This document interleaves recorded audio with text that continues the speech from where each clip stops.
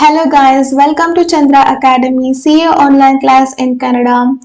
ಇವತ್ತಿನ concept AS18 related party ಡಿಸ್ಕ್ಲೋಶರ್. ಈ ಪಾಠದಲ್ಲಿ ರಿಲೇಟೆಡ್ ಪಾರ್ಟಿ ರಿಲೇಟೆಡ್ ಪ್ರೊವಿಷನ್ಗಳನ್ನು ನಾವು ಕಲಿತೀವಿ.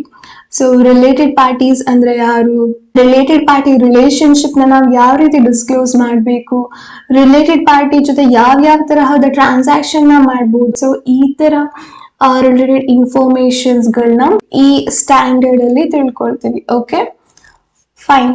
Introduction. Disclosure of related party relationship and transaction. Okay, AS18 ಅಲ್ಲಿ ನಾವು ಏನ್ ಮಾಡ್ತೀವಿ ಅಂತ ಅಂದ್ರೆ ಡಿಸ್ಕ್ಲೋಶರ್ ಮಾಡ್ತೀವಿ. ಯಾವ್ದ್ರ ಬಗ್ಗೆ ಡಿಸ್ಕ್ಲೋಸ್ ಮಾಡ್ತೀವಿ ಅಂತ ಹೇಳಿದ್ರೆ ರಿಲೇಟೆಡ್ ಪಾರ್ಟಿ ರಿಲೇಶನ್ಶಿಪ್, ಹಾಗೆ ಅವ್ರ ಜೊತೆ ಈ ವರ್ಷ ಏನಾದ್ರು ನಾವು ಟ್ರಾನ್ಸಾಕ್ಷನ್ ಮಾಡಿದ್ರೆ ಅದನ್ನ ಕೂಡ ನಾವು ಡಿಸ್ಕ್ಲೋಸ್ ಮಾಡ್ತೇವೆ. Okay, apply to financial statement of each reporting enterprise as also to consolidated financial statement by holding company. So ಯಾರೆಲ್ಲ ಫಿನಾನ್ಷಿಯಲ್ ಸ್ಟೇಟ್ಮೆಂಟ್ ಪ್ರಿಪೇರ್ ಮಾಡ್ತಾರೆ ಅದಷ್ಟು ಕಂಪನೀಸ್ಗಳು ಕೂಡ AS18 ಅಪ್ಲೈ ಮಾಡುತ್ತೆ. ಹಾಗೇನೆ ಕನ್ಸಾಲಿಡೇಟೆಡ್ ಫಿನಾನ್ಷಿಯಲ್ ಸ್ಟೇಟ್ಮೆಂಟ್ ಏನಾದ್ರು ಹೋಲ್ಡಿಂಗ್ ಕಂಪನಿ ಪ್ರಿಪೇರ್ ಮಾಡ್ತಾ ಇದ್ರೆ ಅವರು ಕೂಡ AS18 ಅಪ್ಲೈ ಮಾಡಬೇಕು. ಓಕೆ, ಸೊ ಯಾರೆಲ್ಲ ಅಪ್ಲೈ ಮಾಡಬೇಕು, ಎಲ್ಲಾ ಎಂಟರ್ಪ್ರೈಸ್ಗಳು ಕೂಡ ಅಪ್ಲೈ ಮಾಡಬೇಕು, ಯಾರೆಲ್ಲ ಫಿನಾನ್ಷಿಯಲ್ ಸ್ಟೇಟ್ಮೆಂಟ್ ನ ಪ್ರಿಪೇರ್ ಮಾಡ್ತಾ ಇದ್ದಾರೆ ಅವರು. Related party issue, why disclosure is needed. So related party information ಗಳನ್ನ ನಾನು ಡಿಸ್ಕ್ಲೋಸ್ ಮಾಡಬೇಕು ಫಿನಾನ್ಷಿಯಲ್ ಸ್ಟೇಟ್ಮೆಂಟ್ ಅಲ್ಲಿ ಅಂತ ಹೇಳಿದೆ. ಯಾಕೆ ಡಿಸ್ಕ್ಲೋಸ್ ಮಾಡಬೇಕು, ಏನು ರೀಸನ್ ಡಿಸ್ಕ್ಲೋಸ್ ಮಾಡೋಕೆ ಅಂತ ಅಂದ್ಬಿಟ್ಟು ಈಗ ನೋಡೋಣ. Consummated on an arm's length basis may not valid in related party transaction. So ನಾವು ನಾರ್ಮಲ್ ಕಸ್ಟಮರ್ ಗಳಿಗೆ ಕೊಡುವಂತಹ ಪ್ರೈಸ್ ನಲ್ಲಿ ರಿಲೇಟೆಡ್ ಪಾರ್ಟಿಗೆ ನಮ್ಮ ಪ್ರಾಡಕ್ಟ್ಸ್ ಗಳನ್ನ ಕೊಡುವುದಿಲ್ಲ. Is it right? ಸೊ ನಾವು ರಿಲೇಟೆಡ್ ಪಾರ್ಟೀಸ್ಗೆ ಜಾಸ್ತಿ ಡಿಸ್ಕೌಂಟ್ ನ ಕೊಡಬಹುದು ಅಥವಾ ಫ್ರೀ ಆಫ್ ಪ್ರೈಸ್ ಗೆ ನಾವು ಸೇಲ್ ಮಾಡಬಹುದು ನಮ್ಮ ಪ್ರಾಡಕ್ಟ್ಸ್ ಗಳನ್ನ. ಸೊ ನಾರ್ಮಲ್ ಕಸ್ಟಮರ್ ಗೆ ಕಂಪೇರ್ ಮಾಡಿದ್ರೆ ನಾವು ರಿಲೇಟೆಡ್ ಪಾರ್ಟಿಗೆ ಬೇರೆ ತರ ಪ್ರೈಸ್ ನೆಲ್ಲ ಸೇಲ್ ಮಾಡ್ತೇವೆ. ಈಗ ಫಾರ್ ಎಕ್ಸಾಂಪಲ್, ನಮ್ಮ ಪೇರೆಂಟ್ಸ್ ನಮ್ಮ ಕಂಪನಿಗೆ ಬಂದು ನಮ್ಮ ಹತ್ರ ಇರುವಂತಹ ಪ್ರಾಡಕ್ಟ್ಸ್ ನ ಪರ್ಚೇಸ್ ಮಾಡಿದ್ರು ಅಂತ ಅನ್ಕೊಳ್ಳೋಣ. ಅವ್ರ ಹತ್ರ ನಾವು ದುಡ್ಡಿಸ್ಕೊಳ್ಲಿಕ್ಕೆ ಆಗುತ್ತಾ? ಆಗುದಿಲ್ಲ. ಹೇಗೆ ದುಡ್ಡಿಸ್ಕೊಳ್ಳೋದು, ರೈಟ್? ಸೊ ನಾವು ಫ್ರೀ ಆಫ್ ಪ್ರೈಸ್ ಅವ್ರಿಗೆ ಪ್ರಾಡಕ್ಟ್ ನ ಸೇಲ್ ಮಾಡ್ತೇವೆ, ರೈಟ್? ಈಗ ನಾರ್ಮಲ್ ಕಸ್ಟಮರ್ಗೂ ಮತ್ತೆ ನಮ್ಮ ರಿಲೇಟೆಡ್ ಪಾರ್ಟಿಗೂ ಪ್ರಾಡಕ್ಟ್ ನ ಸೇಲ್ ಮಾಡೋದ್ರಲ್ಲಿ ತುಂಬಾ ಡಿಫ್ರೆನ್ಸ್ ಇದೆ, ರೈಟ್? ಸೊ ನಾರ್ಮಲ್ ಕಸ್ಟಮರ್ ಗೆ ಸೇಲ್ ಮಾಡೋ ಪ್ರೈಸ್ ಅಲ್ಲಿ ನಾವು ರಿಲೇಟೆಡ್ ಪಾರ್ಟೀಸ್ ಗೆ sale ಮಾಡ್ತೇವಾ? No. That's why we have to disclose it in the financial statement. So ಈಗ ಇವ್ರಿಗೆ ಒಂದು ರಿಲೇಟೆಡ್ ಪಾರ್ಟೀಸ್ ಗೆ ಈ ವರ್ಷ ನಾನು 4-5 ರಿಲೇಟೆಡ್ ಪಾರ್ಟಿಗೆ ಟ್ರಾನ್ಸಾಕ್ಷನ್ ಲೈಕ್ ಸೇಲ್ ಮಾಡಿದೀನಿ ಅನ್ನೋ ಪ್ರಾಡಕ್ಟ್ಸ್ ಗಳನ್ನ ಅಂತ ಅನ್ಕೊಳ್ಳೋಣ. ಅವರಿಂದ ದುಡ್ಡನ್ನ ನಾನು ಎಕ್ಸ್ಪೆಕ್ಟ್ ಮಾಡಬಹುದಾ? ಇಲ್ಲ, ನಾವು ಎಕ್ಸ್ಪೆಕ್ಟ್ ಮಾಡ್ಲಿಕ್ಕೆ ಆಗುದಿಲ್ಲ. ಸೊ ಆ ಇನ್ಫಾರ್ಮೇಶನ್ ಓನರ್ಗೂ ಕೂಡ ಗೊತ್ತಾಗ್ಬೇಕು. ಓನರ್ಸ್ ಆಫ್ ದ ಕಂಪನಿ ಯಾರು? Share holders.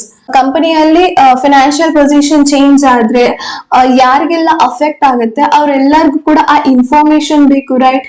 ಯಾರಿಗೆ ಇವರು ಫ್ರೀ ಆಫ್ ಪ್ರೈಸ್ ಸೇಲ್ ಮಾಡಿದ್ದಾರೆ ಅಥವಾ ಯಾರಿಗೆ ಇವರು ತುಂಬಾ ಡಿಸ್ಕೌಂಟ್ ಅಲ್ಲಿ ಸೇಲ್ ಮಾಡ್ತಾ ಇದ್ದಾರೆ ಅಂತ ಅಂದ್ಬಿಟ್ಟು ಅವ್ರಿಗೆ ಇನ್ಫಾರ್ಮೇಶನ್ ಬೇಕು, ರೈಟ್? ಸೊ ಅದಕ್ಕೋಸ್ಕರ ನಾವು ರಿಲೇಟೆಡ್ ಪಾರ್ಟಿ ರಿಲೇಶನ್ಶಿಪ್ಸ್ ಅವ್ರ ಟ್ರಾನ್ಸಾಕ್ಷನ್ ನಾವು ಡಿಸ್ಕ್ಲೋಸ್ ಮಾಡಬೇಕು. Consummated on an arm's length basis may not valid in related party transaction. Arms length basis ಅಂತ ಅಂದ್ರೆ ನಾರ್ಮಲ್ ಆಗಿ ನಾವು ಕಸ್ಟಮರ್ ಗೆ ಯಾವ ಪ್ರೈಸ್ ಅಲ್ಲಿ ಕೊಡ್ತೇವೆ ಆ ಪ್ರೈಸ್ ಅಲ್ಲಿ ನಾವು ಕೊಡೋದಿಲ್ಲ ಯಾರಿಗೆ? ರಿಲೇಟೆಡ್ ಪಾರ್ಟೀಸ್ಗೆ. Okay, next, terms and conditions for related party is not same as unrelated party.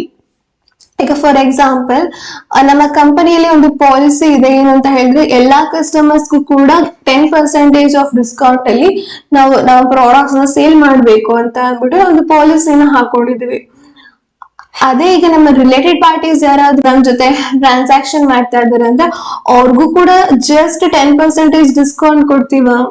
ಅವ್ರಿಗೆ ಸ್ವಲ್ಪ ಜಾಸ್ತಿ ಕೊಡ್ತೀವಿ, right? Because they are related to us. ನಮ್ಮ ಕಂಪನಿಗೆ ಅವರು ರಿಲೇಟೆಡ್ ಪಾರ್ಟೀಸ್ ಆಗಿದ್ದಾರೆ, ಅದಕ್ಕೋಸ್ಕರ. ಸೊ ನಾರ್ಮಲ್ ಆಗಿ ನಮ್ದು ಏನ್ ಪಾಲಿಸಿ ಇತ್ತು, ಟರ್ಮ್ಸ್ ಅಂಡ್ ಕಂಡೀಷನ್ ಇತ್ತು 10% ಡಿಸ್ಕೌಂಟ್, ಅದು ಚೇಂಜ್ ಆಯ್ತು ಅಲ್ವಾ ರಿಲೇಟೆಡ್ ಪಾರ್ಟೀಸ್ಗೆ. ಸೊ ನಾರ್ಮಲ್ ಕಸ್ಟಮರ್ ಗಿಂತ ನಾವು ರಿಲೇಟೆಡ್ ಪಾರ್ಟೀಸ್ಗೋಸ್ಕರ ಟರ್ಮ್ಸ್ ಅಂಡ್ ಕಂಡೀಷನ್ ಚೇಂಜ್ ಮಾಡ್ಕೊಳ್ತೇವೆ. This is what here. Terms and condition for related party is not same as unrelated party.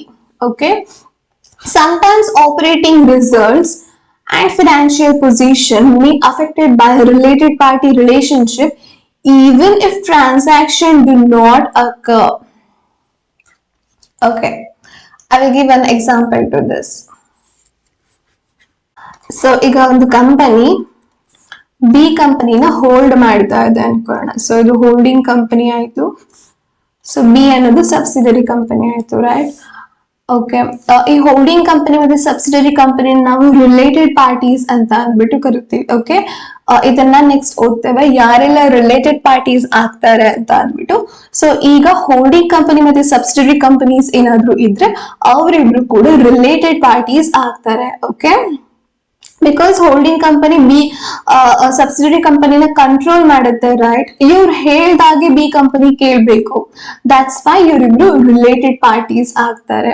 Okay, subsidiary company ಏನು ಬಿ ಲಿಮಿಟೆಡ್ ಇದೆ, ಈ ಕಂಪನಿ ಎಕ್ಸ್ ಅನ್ನುವಂತ ಒಬ್ಬ ಕಸ್ಟಮರ್ಗೆ ಇವರ ಪ್ರಾಡಕ್ಟ್ ಗಳನ್ನ ಸೇಲ್ ಮಾಡ್ತಾ ಇರ್ತಾರೆ. So 65% of B limited sales ಯಾರಿಗೆ ಮಾಡ್ತಾ ಇದ್ದಾರೆ? ಎಕ್ಸ್ ಅನ್ನುವಂತಹ ಕಸ್ಟಮರ್ಗೆ ಮಾಡ್ತಾ ಇದ್ದಾರೆ. ಓಕೆ, ಆದ್ರೆ ಎ ಲಿಮಿಟೆಡ್ ಏನ್ ಹೋಲ್ಡಿಂಗ್ ಕಂಪನಿ ಇದೆ, ಇದು ಆರ್ಡರ್ ಮಾಡುತ್ತೆ ಬಿ ಲಿಮಿಟೆಡ್ಗೆ ಏನಂತ ಅಂದ್ರೆ, ಈ ವರ್ಷದಿಂದ ನೀವು ಎಕ್ಸ್ ಅನ್ನುವಂತ ಕಸ್ಟಮರ್ ಜೊತೆ ಸೇಲ್ ಮಾಡಬೇಡಿ, ಬಿಸ್ನೆಸ್ ನ ಇಟ್ಕೊಳ್ಬೇಡಿ, ಇವ್ರಿಗೆ ಯಾವುದೇ ತರಹದ ಪ್ರಾಡಕ್ಟ್ ಗಳನ್ನ ನೀವು ಸೇಲ್ ಮಾಡ್ಲಿಕ್ಕೆ ಇಲ್ಲ ಅಂತ ಅಂದ್ಬಿಟ್ಟು ಎ ಲಿಮಿಟೆಡ್ ಅವರು ಬಿ ಲಿಮಿಟೆಡ್ ಗೆ ಆರ್ಡರ್ ಮಾಡ್ತಾರೆ. ಸೊ ಬಿ ಲಿಮಿಟೆಡ್ ಅವರು ಕೇಳ್ಬೇಕು, right? Because A limited holding company B limited, so ಇವ್ರಿಗೆ ಕಂಟ್ರೋಲ್ ಇದೆ ಬಿ ಲಿಮಿಟೆಡ್ ಮೇಲೆ. ಸೊ ಎ ಲಿಮಿಟೆಡ್ ಏನ್ ಹೇಳುತ್ತೆ ಇದನ್ನ ಬಿ ಲಿಮಿಟೆಡ್ ಕೇಳ್ಬೇಕು. ಸೊ ಈ ವರ್ಷದಿಂದ ಇವ್ರು ಏನ್ ಮಾಡ್ತಾರೆ, ಬಿ ಲಿಮಿಟೆಡ್ ಎಕ್ಸ್ ಅನ್ನುವಂತ ಕಸ್ಟಮರ್ ಜೊತೆ ಸೇಲ್ ಮಾಡ್ತಾ ಇಲ್ಲ. ಏನಾಯ್ತು, ಸೇಲ್ ಮಾಡ್ಲಿಲ್ಲ ಅಂತ ಹೇಳಿದ್ರೆ 60% of the sale of B limited ಏನಾಗುತ್ತೆ, ಡಿಕ್ರೀಸ್ ಆಗುತ್ತೆ, ರೈಟ್? ಎ ಲಿಮಿಟೆಡ್ ಡಿಸಿಷನ್ ಇಂದ ಬಿ ಲಿಮಿಟೆಡ್ ಗೆ ಅಫೆಕ್ಟ್ ಆಗ್ತಾ ಇದೆ. ಇಲ್ಲಿ ಏನು 65% ಆಫ್ ಸೇಲ್ಸ್ ಕಮ್ಮಿ ಆಗ್ತಾ ಇದೆ. ಸೇಲ್ಸ್ ಕಮ್ಮಿ ಆದ್ರೆ ಪ್ರಾಫಿಟ್ ಪೋರ್ಷನ್ ಕಮ್ಮಿ ಆಗುತ್ತೆ, ಪ್ರಾಫಿಟ್ ಪೋರ್ಷನ್ ಕಮ್ಮಿ ಆದ್ರೆ ಫಿನಾನ್ಷಿಯಲ್ ಪೊಸಿಷನ್ ಚೇಂಜಸ್ ಆಗುತ್ತೆ, ರೈಟ್? ಇಲ್ಲಿ ಯಾವುದೇ ತರಹದ ಟ್ರಾನ್ಸಾಕ್ಷನ್ ನಡೆದಿಲ್ಲ. ಬಿ ಏನಾದ್ರು ಏನಾದ್ರು ಯಾವ್ದಾದ್ರು ಪ್ರಾಡಕ್ಟ್ ಗಳನ್ನ ಸೇಲ್ ಮಾಡ್ತಾ ಇಲ್ಲ, ಎ ಯಾವ್ದಾದ್ರು ಪ್ರಾಡಕ್ಟ್ ಗಳನ್ನ ಬಿಗೆ ಸೇಲ್ ಮಾಡ್ತಾ ಇಲ್ಲ. ರಿಲೇಟೆಡ್ ಪಾರ್ಟೀಸ್ ಏನಿದ್ದಾರೆ ಇವರಿಬ್ರು ಮಧ್ಯೆ ಯಾವುದೇ ತರಹದ ಟ್ರಾನ್ಸಾಕ್ಷನ್ ನಡೆದಿಲ್ಲ. ಆದ್ರೆ ಈ ಎ ಲಿಮಿಟೆಡ್ ತಗೊಂಡಿರುವಂತ ಡಿಸಿಷನ್ ಇಂದ ಬಿ ಲಿಮಿಟೆಡ್ ಅವರ ಫಿನಾನ್ಷಿಯಲ್ ಪೊಸಿಷನ್ ಮೇಲೆ ಅಫೆಕ್ಟ್ ಆಗ್ತಾ ಇದೆ, ಇವರ ಫಿನಾನ್ಷಿಯಲ್ ಸ್ಟೇಟ್ಮೆಂಟ್ ಅಲ್ಲಿ ವೇರಿಯೇಷನ್ ಆಗ್ತಾ ಇದೆ. ಸೊ ಅದನ್ನ ಈ ಪಾಯಿಂಟ್ ಅಲ್ಲಿ ಕೊಟ್ಟಿರೋದು. ಜಸ್ಟ್ ಟ್ರಾನ್ಸಾಕ್ಷನ್ ಆಗಲೇಬೇಕು ರಿಲೇಟೆಡ್ ಪಾರ್ಟೀಸ್ ಜೊತೆ ಅಂತ ಏನಿಲ್ಲ, ಟ್ರಾನ್ಸಾಕ್ಷನ್ ಆಗಿಲ್ಲ ಅಂತ ಅಂದ್ರೂ ಕೂಡ ಅಫೆಕ್ಟ್ ಆಗುತ್ತೆ ನಮ್ಮ ಫಿನಾನ್ಷಿಯಲ್ ಸ್ಟೇಟ್ಮೆಂಟ್ ಮೇಲೆ. So sometimes operating results ಅಂತ ಹೇಳಿದ್ರೆ ಏನು, ಆಪರೇಟಿಂಗ್ ರಿಸಲ್ಟ್ ಅಂದ್ರೆ ಪ್ರಾಫಿಟ್ ಅಥವಾ loss. Okay, some time operating results and financial position may affected by related party relationship even if transaction do not occur. Okay, ಈ ರೀತಿ cases ಕೂಡ ಆಗುವಂತ chances ಇದೆ. ಅದಕ್ಕೋಸ್ಕರ ನಾವು ರಿಲೇಟೆಡ್ ಪಾರ್ಟಿ ರಿಲೇಶನ್ಶಿಪ್ ನು ಕೂಡ ಡಿಸ್ಕ್ಲೋಸ್ ಮಾಡಬೇಕು. ಇಲ್ಲಿ ಹೇಳಿದರೆ ಆಲ್ರೆಡಿ ಜಸ್ಟ್ ಟ್ರಾನ್ಸಾಕ್ಷನ್ ಈ ವರ್ಷ ರಿಲೇಟೆಡ್ ಪಾರ್ಟೀಸ್ ಜೊತೆ ಯಾವ್ದೆಲ್ಲ ಟ್ರಾನ್ಸಾಕ್ಷನ್ ಮಾಡಿದೀನಿ ಅಂತ ಹೇಳುದು ಅಷ್ಟೇ ಅಲ್ದೇನೆ ಎಷ್ಟು ಜನ ರಿಲೇಟೆಡ್ ಪಾರ್ಟಿ ಜೊತೆ ರಿಲೇಶನ್ಶಿಪ್ ಇದೆ ನಮ್ಗೆ ಅನ್ನೋದು ಕೂಡ ಡಿಸ್ಕ್ಲೋಸ್ ಮಾಡ್ಬೇಕು, ಎರಡೂ ಕೂಡ ಮಾಡ್ಬೇಕು ಅಂತ ಅಂದ್ಬಿಟ್ಟು ಈ ಪಾಯಿಂಟ್ ಗೋಸ್ಕರನೇ ಹೇಳಿರೋದು. Okay, next, in certain cases transaction would not have taken places if related party relationship had not exist. Okay, ಇಲ್ಲಿ ಏನ್ ಹೇಳ್ತಾ ಇದಾರೆ ಅಂತ ಹೇಳಿದ್ರೆ, ಸೊ ಹೋಲ್ಡಿಂಗ್ ಕಂಪನಿ ಇದೆ, ಸಬ್ಸಿಡರಿ ಕಂಪನಿ ಇದೆ. Okay, holding company and subsidiary company. ಇಲ್ಲಿ ಏನಾಗ್ತಿದೆ ಅಂತ ಹೇಳಿದ್ರೆ, ಬಿ ಲಿಮಿಟೆಡ್ ಏನಿದೆ, ಬಿ ಲಿಮಿಟೆಡ್ ಅನ್ನುವಂತ ಕಂಪನಿ ಏನಿದೆ, ಇದ್ರ 95% ಆಫ್ ಸೇಲ್ಸ್ ನ ಅವರ ಹೋಲ್ಡಿಂಗ್ ಕಂಪನಿ ಎ ಲಿಮಿಟೆಡ್ ಅವ್ರಿಗೆ ಮಾಡ್ತಾ ಇದ್ದಾರೆ. ಇಷ್ಟು 95% ಆಫ್ ಸೇಲ್ಸ್ ನ ಎ ಲಿಮಿಟೆಡ್ ಅವ್ರಿಗೆ ಮಾಡ್ತಾ ಇದ್ದಾರೆ. If in case A limited ಇರ್ಲಿಲ್ಲ ಅಂತ ಹೇಳಿದ್ರೆ ಬಿ ಲಿಮಿಟೆಡ್ ಅವರ ಬಿಸ್ನೆಸ್ ನ ಕಂಡಕ್ಟ್ ಮಾಡ್ಲಿಕ್ಕೆ ಆಗ್ತಾ ಇತ್ತಾ, ಅವ್ರ ಬಿಸ್ನೆಸ್ ಎಕ್ಸಿಸ್ಟೆನ್ಸ್ ಅಲ್ಲಿ ಇರ್ತಾ ಇರ್ಲಿಲ್ಲ. ಬಿಕಾಸ್ 95% ಆಫ್ ಸೇಲ್ಸ್ ಬರೀ ಎ ಅವ್ರಿಗೆ ಮಾಡ್ತಾ ಇದ್ದಾರೆ ಅಂತ ಹೇಳಿದ್ರೆ ಎ ಲಿಮಿಟೆಡ್ ಮೇಲೆ ಪೂರ್ತಿಯಾಗಿ ಡಿಪೆಂಡ್ ಆಗಿದೆ ಈಗ business. If in case A limited ಇರ್ತಾ ಇರ್ಲಿಲ್ಲ ಅಂದ್ರೆ ಬಿ ಲಿಮಿಟೆಡ್ ನ ಬಿಸ್ನೆಸ್ ಕೂಡ ಇರ್ತಾ ಇರ್ಲಿಲ್ಲ. ಈ ತರ ಕೂಡ ರಿಲೇಟೆಡ್ ಪಾರ್ಟೀಸ್ ನಡುವೆ ಕೇಸಸ್ ಗಳು ಸಿಚುವೇಶನ್ಸ್ ಗಳು ಇರುತ್ತೆ. Okay, in certain cases transaction would not have taken places if related party relationship had not exist.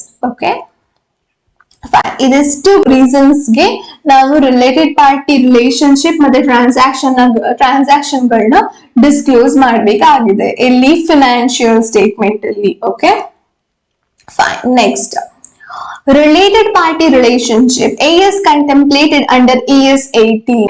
As per AS 18, ಯಾರನ್ನೆಲ್ಲ ರಿಲೇಟೆಡ್ ಪಾರ್ಟೀಸ್ ಅಂತ ಕರೀತಾರೆ ಅಂತ ಇವಾಗ ನೋಡೋಣ. Okay fine. AS deals with following 5 related party relationship.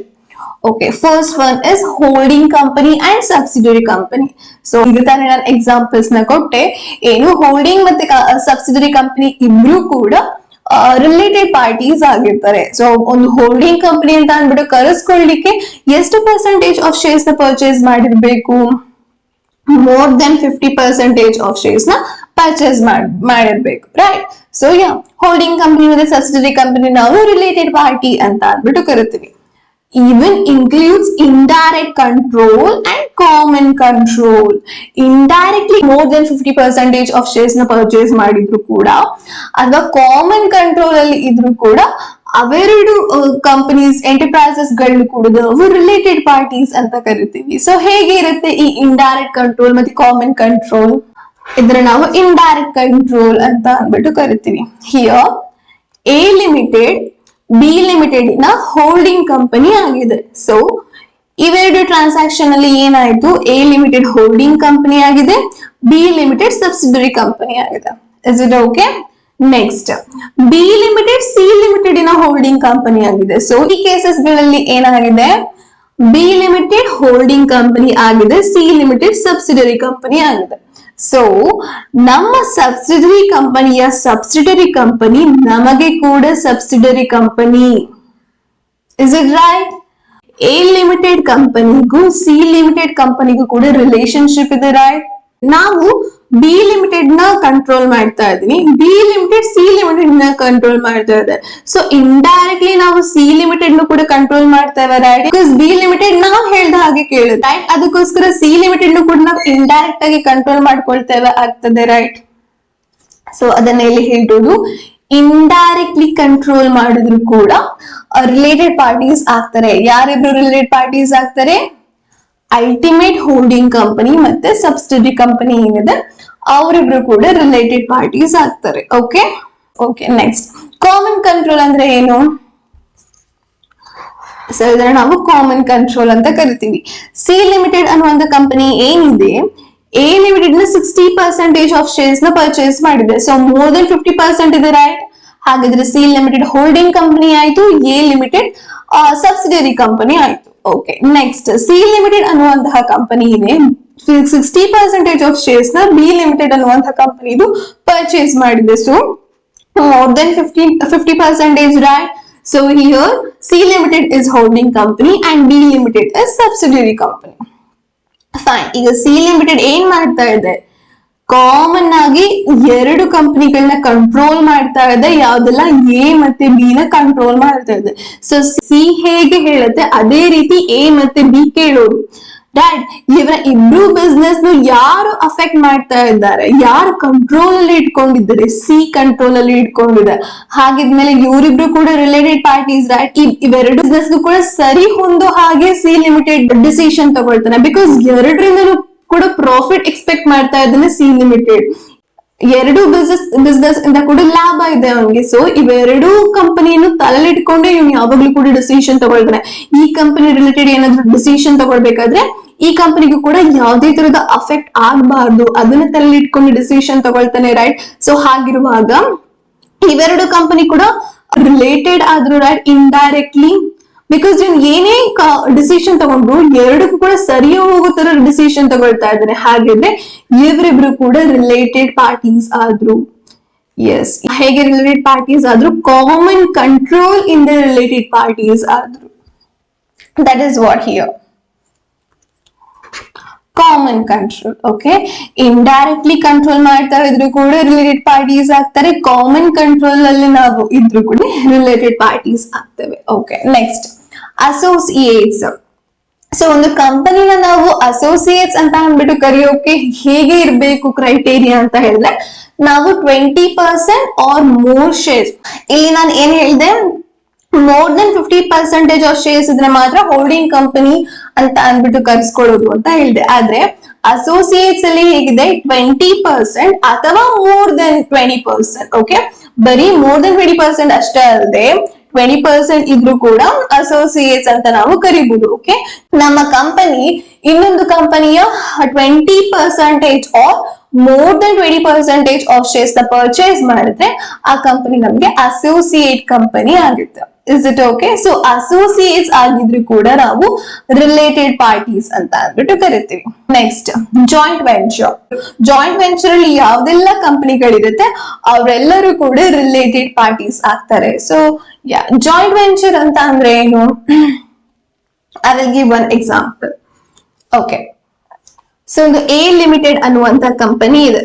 ಇದೊಂದು construction company, buildings ಗಳನ್ನ construction ಮಾಡುವಂತದ್ದು ಯಾರ ಕೆಲಸ? ಎ ಲಿಮಿಟೆಡ್, ಎ ಅನ್ನುವಂತಹ ಕಂಪನಿಯ ಕೆಲಸ. ಓಕೆ, ನೆಕ್ಸ್ಟ್ ಇದೊಂದು ಕಂಪನಿ ಇದೆ, ಅದರ ಹೆಸರು ಬಿ ಲಿಮಿಟೆಡ್ ಅಂತ. ಈ ಕಂಪನಿ ಇದು ಏನ್ ಕೆಲಸ ಅಂತ ಹೇಳಿದ್ರೆ, ಕನ್ಸ್ಟ್ರಕ್ಷನ್ ಕಂಪನೀಸ್ ಗಳಿಗೆ ರಾ ಮಟೀರಿಯಲ್ ನ ಸಪ್ಲೈ ಮಾಡುವಂತಹದ್ದು ಕೆಲಸ. ಓಕೆ, ಇವ್ರದೇನ್ ಬಿಸ್ನೆಸ್? ರಾ ಮಟೀರಿಯಲ್ ಸಪ್ಲೈ ಮಾಡುವಂತಹ ಬಿಸ್ನೆಸ್. ಇವ್ರದೇನ್ ಬಿಸ್ನೆಸ್? ಬಿಲ್ಡಿಂಗ್ಸ್ ಗಳನ್ನ ಕನ್ಸ್ಟ್ರಕ್ಷನ್ ಮಾಡುವಂತಹ ಬಿಸ್ನೆಸ್. ಓಕೆ, ಒಂದ್ಸಲ ಎ ಲಿಮಿಟೆಡ್ಗೆ ಆರ್ಡರ್ ಬರುತ್ತೆ, ಒಂದು ಪ್ರಾಜೆಕ್ಟ್ ಬರುತ್ತೆ. ಏನು ಅಂತ ಹೇಳಿದ್ರೆ, ಒಂದು ಅಪಾರ್ಟ್ಮೆಂಟ್ ನ ನೀವು ಕಟ್ಬೇಕು ಅಂತ ಅಂದ್ಬಿಟ್ಟು ಎ ಲಿಮಿಟೆಡ್ಗೆ ಆರ್ಡರ್ ಬರುತ್ತೆ. ಸೊ ತುಂಬಾ ದೊಡ್ಡದಾದಂತಹ ಪ್ರಾಜೆಕ್ಟ್, ರೈಟ್? ಅಪಾರ್ಟ್ಮೆಂಟ್ ನ ಕಟ್ಸೋದು. ಸೊ ಅದಕ್ಕೋಸ್ಕರ ಎ ಲಿಮಿಟೆಡ್ ಏನ್ ಮಾಡುತ್ತೆ ಅಂದ್ರೆ ಬಿ ಲಿಮಿಟೆಡ್ ಜೊತೆ ಜಾಯಿಂಟ್ ವೆಂಚರ್ ಮಾಡ್ಕೊಡುತ್ತೆ.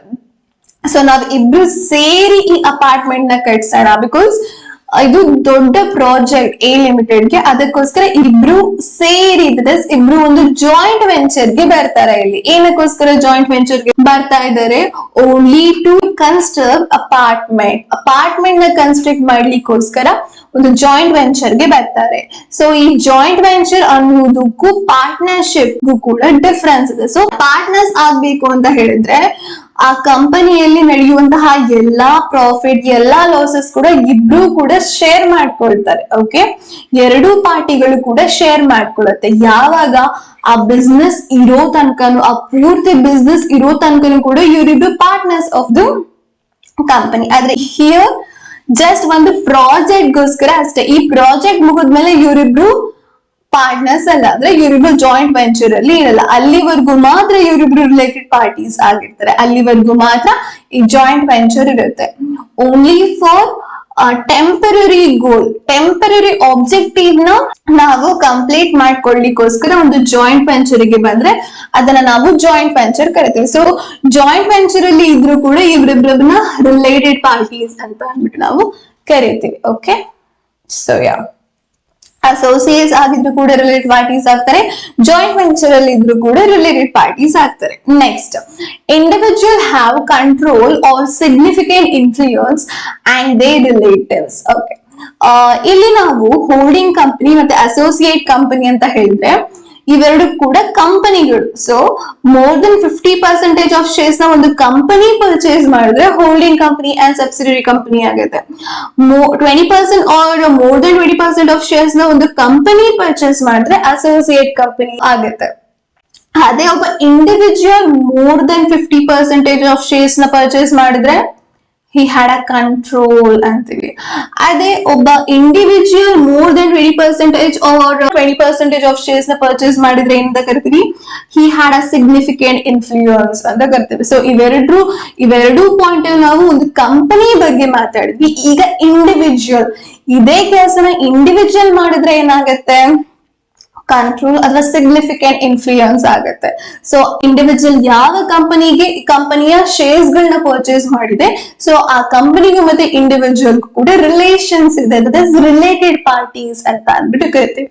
ಓನ್ಲಿ ಇಂಡಿವಿಜುವಲ್ ಗೆ ಅಷ್ಟೇ ಅಲ್ದೇನೆ ಇವರ ರಿಲೇಟಿವ್ಸ್ ಜೊತೆ ಕೂಡ ರಿಲೇಟೆಡ್ ಪಾರ್ಟೀಸ್ ಆಗಿರುತ್ತೆ ಆ ಕಂಪನಿ. ಸೊ ರಿಲೇಟಿವ್ಸ್ ಅಂದ್ರೆ ಯಾರು? As per AS 18 related party relationship ಪ್ರಕಾರ ರಿಲೇಟಿವ್ಸ್ ಅಂತ ಹೇಳಿದ್ರೆ ವೈಫ್, ಚಿಲ್ಡ್ರನ್, ಪೇರೆಂಟ್ಸ್, ಸಿಬ್ಲಿಂಗ್ಸ್. ಇವ್ರು 4 ಜನ ಅಷ್ಟೇ, ಇನ್ಯಾರು ಬರಲ್ಲ. ಇವ್ರು 4 ಜನ ನಾವು ರಿಲೇಟೆಡ್ ಪಾರ್ಟೀಸ್ ಅಂತ ಅಂದ್ಬಿಟ್ಟು ಕರಿತೇವೆ. Okay, next key managerial personnel and their relatives. So key managerial personnel ಅಂತ ಹೇಳಿದ್ರೆ ಏನು? ಬೋರ್ಡ್ ಆಫ್ ಡೈರೆಕ್ಟರ್ ಆಗಿರ್ಬೋದು, ಅಥವಾ CEO that is chief executive officer ಆಗಿರ್ಬೋದು, MD that is managerial directors ಆಗಿರ್ಬೋದು. ಸೊ ನಾವು ಕೀ ಮ್ಯಾನೇಜರಿಯಲ್ ಪರ್ಸೋನಲ್ ಅಂತ ಕರಿತೀವಿ. ಕೀ ಮ್ಯಾನೇಜರಿಯಲ್ ಪರ್ಸೋನಲ್ ಆದ್ರೂ ಕೂಡ ಅವನು ಆ ಕಂಪನಿಗೆ ರಿಲೇಟೆಡ್ ಪಾರ್ಟೀಸ್ ಆಗಿರ್ತಾನೆ. ಸೊ ಇವನು ಕೂಡ ಪರ್ಸನ್, ರೈಟ್? ಇವನು ಕೂಡ ವ್ಯಕ್ತಿ, ಅದರಿಂದಾಗಿ ಅವನ ರಿಲೇಟಿವ್ಸ್ ಕೂಡ ನಮ್ಗೆ ರಿಲೇಟೆಡ್ ಪಾರ್ಟೀಸ್ ಆಗಿರ್ತಾರೆ. Okay, next point, fifth one. ಈ ಫಿಫ್ತ್ ಒನ್ ಪಾಯಿಂಟ್ ಅಲ್ಲಿ ಥರ್ಡ್ ಒನ್ ಮತ್ತೆ ಫೋರ್ತ್ ಒನ್ ಲಿಂಕ್ ಮಾಡಿದ್ದಾರೆ. ಓಕೆ, ಸೊ ಅದಕ್ಕೋಸ್ಕರ ನಾನು ಇಲ್ಲಿ 3 ಮತ್ತೆ 4 ಅಂತ ಕೂಡ ಬರ್ಕೊಂಡಿದ್ದೇನೆ. ಓಕೆ, ಇದನ್ನ ವರ್ಡಿಂಗ್ಸ್ ಅಲ್ಲಿ ಕೊಟ್ಟಿದ್ದಾರೆ ಟೆಕ್ಸ್ಟ್ ಬುಕ್ ಅಲ್ಲಿ, ಬಟ್ ನಾನು ಈ ರೀತಿ ಡ್ರಾ ಮಾಡ್ಕೊಂಡ್ರೆ ನೋಡಿದ ತಕ್ಷಣ ಬೇಗ ಅರ್ಥ ಆಗುತ್ತೆ ಅಂತ ಅಂದ್ಬಿಟ್ಟು ಈ ರೀತಿ ಮಾಡಿದ್ದೇನೆ. Okay, fine.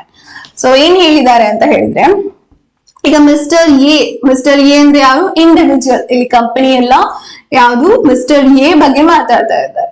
ಒಬ್ಬ ಇಂಡಿವಿಜುವಲ್ 21% ಆಫ್ ಶೇರ್ಸ್ ನ ಪರ್ಚೇಸ್ ಮಾಡಿದ್ರೆ ಎ ಲಿಮಿಟೆಡ್ ಏನಾಗುತ್ತೆ? He had a significant influence ಆಗುತ್ತೆ. Is it right? ಓಕೆ, ಒಬ್ಬ ಇಂಡಿವಿಜುವಲ್ ಮತ್ತೆ ಬಿ ಲಿಮಿಟೆಡ್ ನ ಶೇರ್ಸ್ 35% ಆಫ್ ಶೇರ್ಸ್ ಪರ್ಚೇಸ್ ಮಾಡಿದನಂತೆ. ಅವಾಗ ಕೂಡ ಏನಾಗುತ್ತೆ? ಸಿಗ್ನಿಫಿಕೆಂಟ್ ಇನ್ಫ್ಲೂಯೆನ್ಸ್ ಇರುತ್ತೆ ಬಿ ಲಿಮಿಟೆಡ್ ಮೇಲೂ. ಓಕೆ, ಒಬ್ಬ ಇಂಡಿವಿಜುವಲ್ಗೆ 2 ಕಂಪನಿ ಮೇಲೆ ಸಿಗ್ನಿಫಿಕೆಂಟ್ ಇನ್ಫ್ಲೂಯೆನ್ಸ್ ಇದೆ ಅಂತ ಹೇಳಿದ್ರೆ ಇವೆರಡು ಕಂಪನಿ ಕೂಡ ರಿಲೇಟೆಡ್ ಪಾರ್ಟೀಸ್ ಆಗುತ್ತೆ ಅಂತೆ. ಅಂಡರ್ಸ್ಟ್ಯಾಂಡ್? ಅದನ್ನ ನಮಗೆ ಎಲ್ಲಿ ಹೇಳಿದ್ದಾರೆ? 5th ಪಾಯಿಂಟ್ ಅಲ್ಲಿ ಹೇಳಿದ್ದಾರೆ. ಒಬ್ಬ individual, not a company, individual ಆಗಿರ್ಬೇಕು. ಕಂಪನಿ 2 ಕಂಪನಿಯ ಅಸೋಸಿಯೇಟ್ ಕಂಪನಿ ಆಗಿದೆ ಅಂದ್ರೆ ಅವಾಗ ಇವೆರಡು ರಿಲೇಟೆಡ್ ಪಾರ್ಟೀಸ್ ಆಗುದಿಲ್ಲ. ಒಬ್ಬ ಇಂಡಿವಿಜುವಲ್ ಇವೆರಡು ಕಂಪನಿಯ ಸಿಗ್ನಿಫಿಕೆಂಟ್ ಇನ್ಫ್ಲೂಯೆನ್ಸ್ ಇದೆ ಅಂತ ಹೇಳಿದ್ರೆ ಇವೆರಡು ಕಂಪನಿಗಳು ರಿಲೇಟೆಡ್ ಪಾರ್ಟೀಸ್ ಆಗ್ತಾರೆ. ಓಕೆ, ಸೊ ಇದೇ ತರ ಪಾಯಿಂಟ್ ನಾನು ಇಲ್ಲಿ ಹೇಳಿದೆ ಕಾಮನ್ ಕಂಟ್ರೋಲ್ ಅಲ್ಲಿ. ಇಲ್ಲಿ 20% ಗಿಂತ ಜಾಸ್ತಿ ಇರೋದಲ್ಲ, ಇಲ್ಲಿ 50% ಗಿಂತ ಜಾಸ್ತಿ ಇರೋದು. ಒಂದು ಕಂಪನಿ 50% ಆಫ್ ಶೇರ್ಸ್, 50% ಗಿಂತ ಜಾಸ್ತಿ ಇರುವಂತ ಶೇರ್ಸ್ ನ ಪರ್ಚೇಸ್ ಮಾಡಿದ್ರೆ ಅವಾಗ ಇವರಿಬ್ರು ರಿಲೇಟೆಡ್ ಪಾರ್ಟೀಸ್ ಅಂತ ಅಂದ್ಬಿಟ್ಟು ಕರೆದ್ವಿ, ರೈಟ್? ಆದ್ರೆ ಇಲ್ಲಿ ಒಬ್ಬ individual more than 20% of shares ನ ಪರ್ಚೇಸ್ ಮಾಡಿದ್ರು ಕೂಡ ನಾವು ಇವ್ರಿಬ್ರನ್ನ ರಿಲೇಟೆಡ್ ಪಾರ್ಟೀಸ್ ಅಂತ ಕರಿಬಹುದು. ಆದ್ರೆ ಇಲ್ಲಿ ಎ ಲಿಮಿಟೆಡ್ ಅಂತ ಇದ್ರೆ ಕಂಪನಿ ಇದ್ರೆ ಕರೀಲಿಕ್ಕಿಲ್ಲ. ಕಂಪನಿಗೆ ಲೈಕ್ 20% ಮೋರ್ ದೆನ್ ಕ್ರೈಟೀರಿಯಾ ಇಲ್ಲ. Did you understand? Okay, next mister A ಒಬ್ಬ ಇಂಡಿವಿಜುವಲ್. ಇಲ್ಲೂ ಕೂಡ ಒಬ್ಬ ಇಂಡಿವಿಜುವಲ್ ಒಂದು ಕಂಪನಿಯ ಕೀ ಮ್ಯಾನೇಜರಿಯಲ್ ಪರ್ಸನಲ್ ಆಗಿದ್ದಾನೆ. MD ಅಂತ ಹೇಳಿದ್ರೆ ಕೀ ಮ್ಯಾನೇಜರಿಯಲ್ ಪರ್ಸನಲ್ ಆಗಿದ್ದಾನೆ. ಹಾಗೆ ಇನ್ನೊಂದು ಕಂಪನಿಗೆ so more than 50% of shares ನ ಪರ್ಚೇಸ್ ಮಾಡಿದ್ದಾನೆ. ಸೊ ಕಂಟ್ರೋಲ್ ಮಾಡ್ತಾ ಇದ್ದಾನೆ. ಬಿ ಲಿಮಿಟೆಡ್ ನು ಕಂಟ್ರೋಲ್ ಮಾಡ್ತಾ ಇದ್ದಾನೆ, ಎ ಲಿಮಿಟೆಡ್ ನು ಕಂಟ್ರೋಲ್ ಮಾಡ್ತಾನೆ. Is it right? As a MD ಅಂತ ಹೇಳಿದ್ರೆ ಇವನ ಡಿಸಿಷನ್ ಮೇಲೆ ಈ ಕಂಪನಿ ನಿಂತಿರುತ್ತೆ, ರೈಟ್? ಸೊ 57% ಆಫ್ ಕಂಟ್ರೋಲ್ ಮಾಡ್ತಾ ಇದ್ದಾನೆ, ಪರ್ಚೇಸ್ ಮಾಡಿದ್ದಾನೆ ಶೇರ್ ಅಂತ ಹೇಳಿದ್ರೆ ಇವನ ಡಿಸಿಷನ್ ಮೇಲೆ ಇವರು ಕೂಡ ಆಕ್ಟ್ ಮಾಡ್ತಾರೆ, ರೈಟ್? ಸೊ ಒಬ್ಬನೇ ಪರ್ಸನ್ 2 ಕಂಪನಿಗಳ ಡಿಸಿಷನ್ ಮೇಲೆ ಕೂಡ ಕಂಟ್ರೋಲ್ ಇಟ್ಕೊಂಡಿದ್ದಾರೆ. ಹಾಗಿರುವಾಗ ಎ ಲಿಮಿಟೆಡ್ ಮತ್ತೆ ಬಿ ಲಿಮಿಟೆಡ್ ಕೂಡ ರಿಲೇಟೆಡ್ ಪಾರ್ಟೀಸ್ ಆಗ್ತಾರೆ. So that is what here. Is it okay? ಇಲ್ಲಿ ಒಂದಿಷ್ಟು ನೋಟ್ ನ ಕೊಟ್ಟಿದ್ದೀನಿ. ನಾರ್ಮಲ್ ಆಗಿ ಯಾವ ರಿಲೇಶನ್ಶಿಪ್ ಅಲ್ಲಿ ಕನ್ಫ್ಯೂಷನ್ ಜಾಸ್ತಿ ಆಗುತ್ತೆ ಅದನ್ನ ನಾನು ಡ್ರಾ ಮಾಡಿ ನಿಮ್ಗೆ ಕೊಟ್ಟಿದ್ದೀನಿ. ಸೊ ದಟ್ ಇದನ್ನ ಒಂದ್ 3-4 ಸಲ ಓದಿದ್ರೆ ನಿಮ್ಗೆ ಅದು ತಲೆಯಲ್ಲಿ ಕುತ್ಕೊಂಡ್ಬಿಡುತ್ತೆ. ಈ ರೀತಿ ಇದ್ರ ರಿಲೇಶನ್ಶಿಪ್, ಇವರಿಬ್ರು ರಿಲೇಟೆಡ್ ಪಾರ್ಟೀಸ್ ಅಂತ. Okay, fine. ಫಸ್ಟ್ ಒನ್ ನಾನು ಯಾವ ಪಾಯಿಂಟ್ ನ ಕೊಟ್ಟಿದ್ದೀನಿ ಅಂತಂದ್ರೆ ಇಲ್ಲಿ ಹೇಳಿದ್ನಲ್ಲ, ಇಲ್ಲಿ ಮಿಸ್ಟರ್ ಎ ಬದಲು ಎ ಲಿಮಿಟೆಡ್ ಇದ್ರೆ ಅವಾಗ ಇವರಿಬ್ರು ರಿಲೇಟೆಡ್ ಪಾರ್ಟೀಸ್ ಆಗ್ತಾ ಇರ್ಲಿಲ್ಲ ಅಂತ ಹೇಳಿದೆ ಅಲ್ವಾ? ಅದನ್ನ ಇಲ್ಲಿ ಫಸ್ಟ್ ಪಾಯಿಂಟ್ ಅಲ್ಲಿ ಕೊಟ್ಟಿದ್ದೀನಿ. ಸೊ ಝೆಡ್ ಲಿಮಿಟೆಡ್ ಇದೆ. Z limited more than 20% of shares ನ ಎ ಲಿಮಿಟೆಡ್ ಪರ್ಚೇಸ್ ಮಾಡಿದೆ. Z limited more than 20% of shares ನ ಬಿ ಲಿಮಿಟೆಡ್ ಪರ್ಚೇಸ್ ಮಾಡಿದೆ. ಹಾಗಿದ್ರೆ ಇವರಿಬ್ರು ರಿಲೇಟೆಡ್ ಪಾರ್ಟೀಸ್? No. ಯಾಕೆ? Because here it is not an individual, it is a company. That's why here A limited and B limited are not related parties. Okay, next, if R limited purchase 60% of shares of S limited, ಏನಾಗಿದೆ ಇಲ್ಲಿ R limited ಅನ್ನುವಂತ ಒಂದು holding company ಆಗಿದೆ, S limited ಅನ್ನುವಂಥದ್ದು subsidiary company ಆಗಿದೆ. Is it okay? Next, S limited holds 15% of shares of T limited. So here associate company ಆಗತ್ತಾ? ಇಲ್ಲ, because 15% ಇದೆ, ನಮ್ಗೆ 20 ಅಥವಾ 20% ಗಿಂತ ಜಾಸ್ತಿ ಇರಬೇಕು ಅಸೋಸಿಯೇಟ್ ಕಂಪನಿ ಆಗೋಕೆ.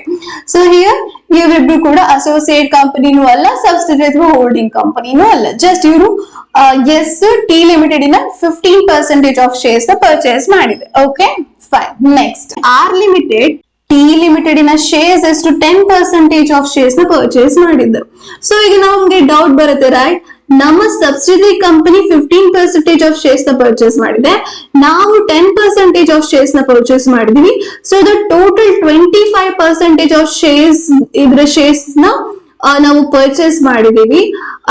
25%, ರೈಟ್? ಯಾ, ಟೋಟಲ್ ನಾವು 25% ಆಫ್ ಟಿ ಲಿಮಿಟೆಡ್ ಶೇರ್ಸ್ ನ ಪರ್ಚೇಸ್ ಮಾಡಿದೀವಿ ಅಂತ ಹೇಳಿದ್ರೆ ಇವರಿಬ್ರು ಕೂಡ ರಿಲೇಟೆಡ್ ಪಾರ್ಟೀಸ್ ಅನ್ನುವಂತಹ ಡೌಟ್ ನಮ್ಗೆ ಬರಬಹುದು, ರೈಟ್?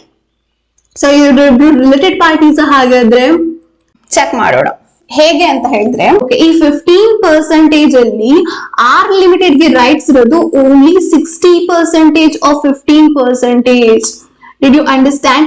ಎಸ್ ಲಿಮಿಟೆಡ್ ಅಲ್ಲಿ ಯಾವ್ದೆಲ್ಲ ಬಿಸ್ನೆಸ್ ಆಗ್ತಾ ಇದೆ ಅದರ 60% ಮೇಲೆ ಮಾತ್ರ ಆರ್ ಲಿಮಿಟೆಡ್ ಗೆ ರೈಟ್ಸ್ ಇದೆ. ಇನ್ 40% ಬೇರೆಯವ್ರಿಗೆ ರೈಟ್ಸ್ ಇರುತ್ತೆ, ಬೇರೆಯವರು ಶೇರ್ಸ್ ಪರ್ಚೇಸ್ ಮಾಡಿರ್ತಾರೆ, ರೈಟ್? ಅವರಿಗೆ ರೈಟ್ಸ್ ಇರುತ್ತೆ. ಹಿಯರ್ ಓನ್ಲಿ 60% ಆಫ್ 15% ಮಾತ್ರ ಆರ್ ಲಿಮಿಟೆಡ್ ಗೆ ರೈಟ್ಸ್ ಇರೋದು. ಅದಕ್ಕೋಸ್ಕರ ನಾವು ಹೇಗೆ ಕ್ಯಾಲ್ಕುಲೇಟ್ ಮಾಡಬೇಕು ಅಂತ ಅಂದ್ರೆ, so 15% of 60%, that is 9%. Okay, ಹೇಗೆ ಇದು ಮಾಡುದು? 15 ಇಂಟು 60% ಮಾಡ್ಬೇಕು, ಅವಾಗ 9% ಸಿಗುತ್ತೆ. ಸೊ 9% ಇಂಡೈರೆಕ್ಟ್ಲಿ ಪರ್ಚೇಸ್ ಮಾಡಿರೋದು 9% ಆಫ್ ಶೇರ್ಸ್ ನ, ಡೈರೆಕ್ಟ್ ಆಗಿ ಪರ್ಚೇಸ್ ಮಾಡಿರೋದು ಈ 10% ಆಫ್ ಶೇರ್ಸ್ ನ. ಸೊ ಟೋಟಲ್ ಆಗಿ ಎಷ್ಟಾಯ್ತು? 19% ಆಯ್ತು ಅಷ್ಟೇ. ನಮ್ಗೆ ಅಸೋಸಿಯೇಟ್ ಕಂಪನಿ ಅಂತ ಕರಿಬೇಕಂದ್ರೆ ಎಷ್ಟು ಪರ್ಸೆಂಟೇಜ್ ಆಫ್ ಶೇರ್ಸ್ ಬೇಕಿತ್ತು? 20% or more than 20% of shares ಬೇಕಾಗಿತ್ತು. ಸೊ ಇವರಿಬ್ರು ಕೂಡ ರಿಲೇಟೆಡ್ ಪಾರ್ಟೀಸ್ ಆಗ್ತಾರಾ? ನೋ, ಆಗೋದಿಲ್ಲ. ಯಾಕೆ ಅಂತ ಹೇಳಿದ್ರೆ ಓನ್ಲಿ 19%, ಡೈರೆಕ್ಟ್ಲಿ 10%, ಇಂಡೈರೆಕ್ಟ್ಲಿ 15% ಅಲ್ಲ, ಇಂಡೈರೆಕ್ಟ್ಲಿ 9% ಆಫ್ ಶೇರ್ಸ್ ನ ಮಾತ್ರ ಇಲ್ಲಿ ಇವರು ಆರ್ ಲಿಮಿಟೆಡ್ ಅವರು ಪರ್ಚೇಸ್ ಮಾಡಿದ್ದಾರೆ. ಸೊ ಅದಕ್ಕೋಸ್ಕರ ಇವರಿಬ್ರು ರಿಲೇಟೆಡ್ ಪಾರ್ಟೀಸ್ ಅಲ್ಲ. ಅದೇ 20% ಅಥವಾ ಮೋರ್ ದನ್ 20% ಇದ್ರೆ ಡೈರೆಕ್ಟ್ಲಿ ಮತ್ತೆ ಇಂಡೈರೆಕ್ಟ್ಲಿ ಎರಡು ಸೇರಿ ಅವಾಗ ರಿಲೇಟೆಡ್ ಪಾರ್ಟೀಸ್ ಆಗ್ತಾ ಇದ್ರು. Did you understand? Okay, see here, R and T are not related party because it is indirectly hold share of 19%. It is different from subsidiary. Okay, next ಈ point explain ಮಾಡಿದೆ, right? ನಮ್ಮ subsidiary ನಮ್ಗೆ ಕೂಡ subsidiary, so ಇವರಿಬ್ರು ಕೂಡ related party ಆಗ್ತಾರೆ. Okay, next common control ಅಲ್ಲಿ ಇದ್ರೆ ಕೂಡ related parties. Did you understand? Common control ಅಲ್ಲಿ ಇದ್ರು ಕೂಡ ರಿಲೇಟೆಡ್ ಪಾರ್ಟೀಸ್ ಆಗ್ತಾರೆ. ಹಾಗೇನೆ ನಮ್ಮ ಕಾಮನ್ ಕಂಟ್ರೋಲ್ ಅಲ್ಲಿ ಇರುವಂತಹ ರಿಲೇಟೆಡ್ ಪಾರ್ಟಿಯ ಸಬ್ಸಿಡರಿ ಕಂಪನಿ ಕೂಡ ನಮ್ಗೆ related party. Did you understand? ನಾವು ಕಾಮನ್ ಕಂಟ್ರೋಲ್ ಇಂದ ಇಲ್ಲಿ ರಿಲೇಟೆಡ್ ಪಾರ್ಟೀಸ್ ಆಗಿದ್ದೀವಿ. ಸೊ ನನ್ನ ರಿಲೇಟೆಡ್ ಪಾರ್ಟಿಯ ಸಬ್ಸಿಡರಿ ಕಂಪನಿ ಕೂಡ ನನಗೆ ರಿಲೇಟೆಡ್ ಪಾರ್ಟೀಸ್. ಇಲ್ಲೂ ಕೂಡ ಟ್ರಾನ್ಸಾಕ್ಷನ್ ಇದೆ. So here A and B are related parties. A and B are related parties because of common control. After that, A and D are also related party because D is a subsidiary company of B Limited. ಇವರ related party subsidiary company ಆಗಿದೆ D Limited. So ಅದಕ್ಕೋಸ್ಕರ A Limited ಮತ್ತು D Limited ಕೂಡ related party ಆಗ್ತಾರೆ. Okay? Next. Who are not deemed to be related parties under AS 18? ಯಾರನ್ನೆಲ್ಲ ಇಲ್ಲಿ ನಾವು ಯಾರನ್ನೆಲ್ಲ related parties ಅಂತ ಅಂದ್ಬಿಟ್ಟು ಕರಿತೀವಿ ಅಂತ ಅಂದ್ಬಿಟ್ಟು ನೋಡ್ವಿ ಈ ಪಾಯಿಂಟ್ ಅಲ್ಲಿ. ಈಗ ಯಾವೆಲ್ಲ ರಿಲೇಶನ್ಶಿಪ್ಸ್ ಗಳನ್ನ ನಾವು ರಿಲೇಟೆಡ್ ಪಾರ್ಟಿ ಅಂತ ನಾವು ತಗೊಳ್ಳೋದಿಲ್ಲ ಅಂತ ಅಂದ್ಬಿಟ್ಟು ಈ ಪಾಯಿಂಟ್ ಅಲ್ಲಿ ಕಲಿಯೋಣ. Okay, fine. Two company are not related parties because of common director. If common director able to influence the policy of both the company.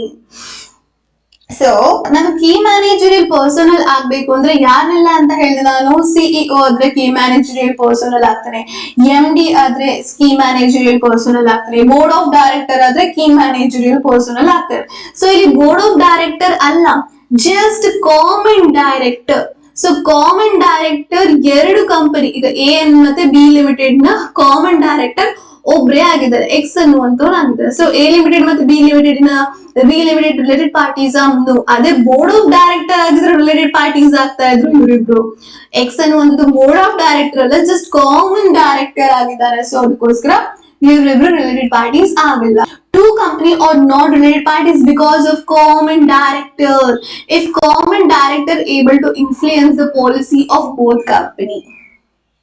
Okay, next, a single customer, supplier, franchisor, distributor or general agent transact significant volume. ಒಂದು company ನಮ್ಮ ಕಂಪನಿಯಲ್ಲಿ significant ಆಗಿ transaction ಮಾಡ್ತಾ ಇದ್ದಾರೆ. For example 95% of sale ನ ನಾವು B limited ಗೆ ಮಾಡ್ತಾ ಇದ್ದೀವಿ ಅಂತ ಹೇಳಿದ್ರೆ, B ಲಿಮಿಟೆಡ್ ನಮ್ಗೆ ರಿಲೇಟೆಡ್ ಪಾರ್ಟೀಸ್. ಬಿಕಾಸ್ ನಮ್ಮ ಬಿಸ್ನೆಸ್, ಇಡೀ ಬಿಸ್ನೆಸ್ ಯಾರ ಮೇಲೆ ನಿಂತಿದೆ? B ಲಿಮಿಟೆಡ್ ಅವ್ರ ಮೇಲೆ ನಿಂತಿದೆ. ಬಿಕಾಸ್ ಅವರು 95% ಆಫ್ ಸೇಲ್ಸ್ ನಾವು ಅವ್ರಿಗೆ ಮಾಡ್ತಾ ಇದೀವಿ ಅಂತ ಹೇಳಿದ್ರೆ A ಮತ್ತೆ B ರಿಲೇಟೆಡ್ ಪಾರ್ಟೀಸ್ ಆಗ್ತಾರ? ನೋ, ಆಗೋದಿಲ್ಲ.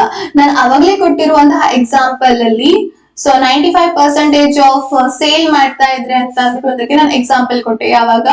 Here, in certain transaction would not have taken place if related party relationship not exist ಅಂತ ಹೇಳಿದೆ. ಯಾವಾಗ ಅದು ಅಂದ್ರೆ ಹೋಲ್ಡಿಂಗ್ ಕಂಪನಿ ಮತ್ತೆ ಸಬ್ಸಿಡರಿ ಕಂಪನಿ ನಡೆಯುವಂತಹ ಟ್ರಾನ್ಸಾಕ್ಷನ್ 95% ಆದ್ರೆ ಅದನ್ನ ನಾವು ರಿಲೇಟೆಡ್ ಪಾರ್ಟಿ ಅಂತ ಕರಿತೀವಿ. ಸೊ ಅದನ್ನ ಆ ಪಾಯಿಂಟ್ ಅಲ್ಲಿ ಓದ್ವಿ. ಇಲ್ಲಿ ಇವರಿಬ್ರು ಹೋಲ್ಡಿಂಗ್ ಕಂಪನಿ A ಲಿಮಿಟೆಡ್ ಮತ್ತೆ B limited company, holding company subsidiary company ಅಲ್ಲ, ಜಸ್ಟ್ A ಲಿಮಿಟೆಡ್ ಅನ್ನೋ ಕಂಪನಿ B ಲಿಮಿಟೆಡ್ ಗೆ 95% ಆಫ್ ಸೇಲ್ಸ್ ಮಾಡ್ತಾ ಇದ್ದ. ಸೊ ಇವರಿಬ್ರು ಹೋಲ್ಡಿಂಗ್ ಕಂಪನಿ ಸಬ್ಸಿಡರಿ ಕಂಪನಿ ಆಗಿದ್ರೆ ಅದಕ್ಕೆ ರಿಲೇಟೆಡ್ ಪಾರ್ಟೀಸ್ ಆಗ್ತಾ ಇದ್ರು. ಹಿಯರ್ ಹೋಲ್ಡಿಂಗ್ ಕಂಪನಿ ಮತ್ತೆ ಸಬ್ಸಿಡರಿ ಕಂಪನಿ ಅಲ್ಲ, ಜಸ್ಟ್ 95% ಆಫ್ ಸೇಲ್ಸ್ ನಾವು B ಲಿಮಿಟೆಡ್ ಗೆ ಮಾಡ್ತಾ ಇದೀವಿ ಅಂತಂದ್ರೆ ರಿಲೇಟೆಡ್ ಪಾರ್ಟಿ ಆಗ್ತಾರ? ನೋ, ಆಗೋದಿಲ್ಲ. Just because of single customer, single supplier, franchiser, distributor or general agent ಇವನೊಬ್ನೇ ಅಂತ ಅಂದ್ಬಿಟ್ಟು ನಮಗೂ ಮತ್ತೆ ನಮ್ಮ ಕಂಪ್ನಿಗೂ ರಿಲೇಟೆಡ್ ರಿಲೇಶನ್ಶಿಪ್ ಇದೆ, ರಿಲೇಟೆಡ್ ಪಾರ್ಟೀಸ್ ಅಂತ ಅಂದ್ಬಿಟ್ಟು ಕರೀಲಿಕ್ಕೆ ಆಗೋದಿಲ್ಲ. Okay, next, provider of finance.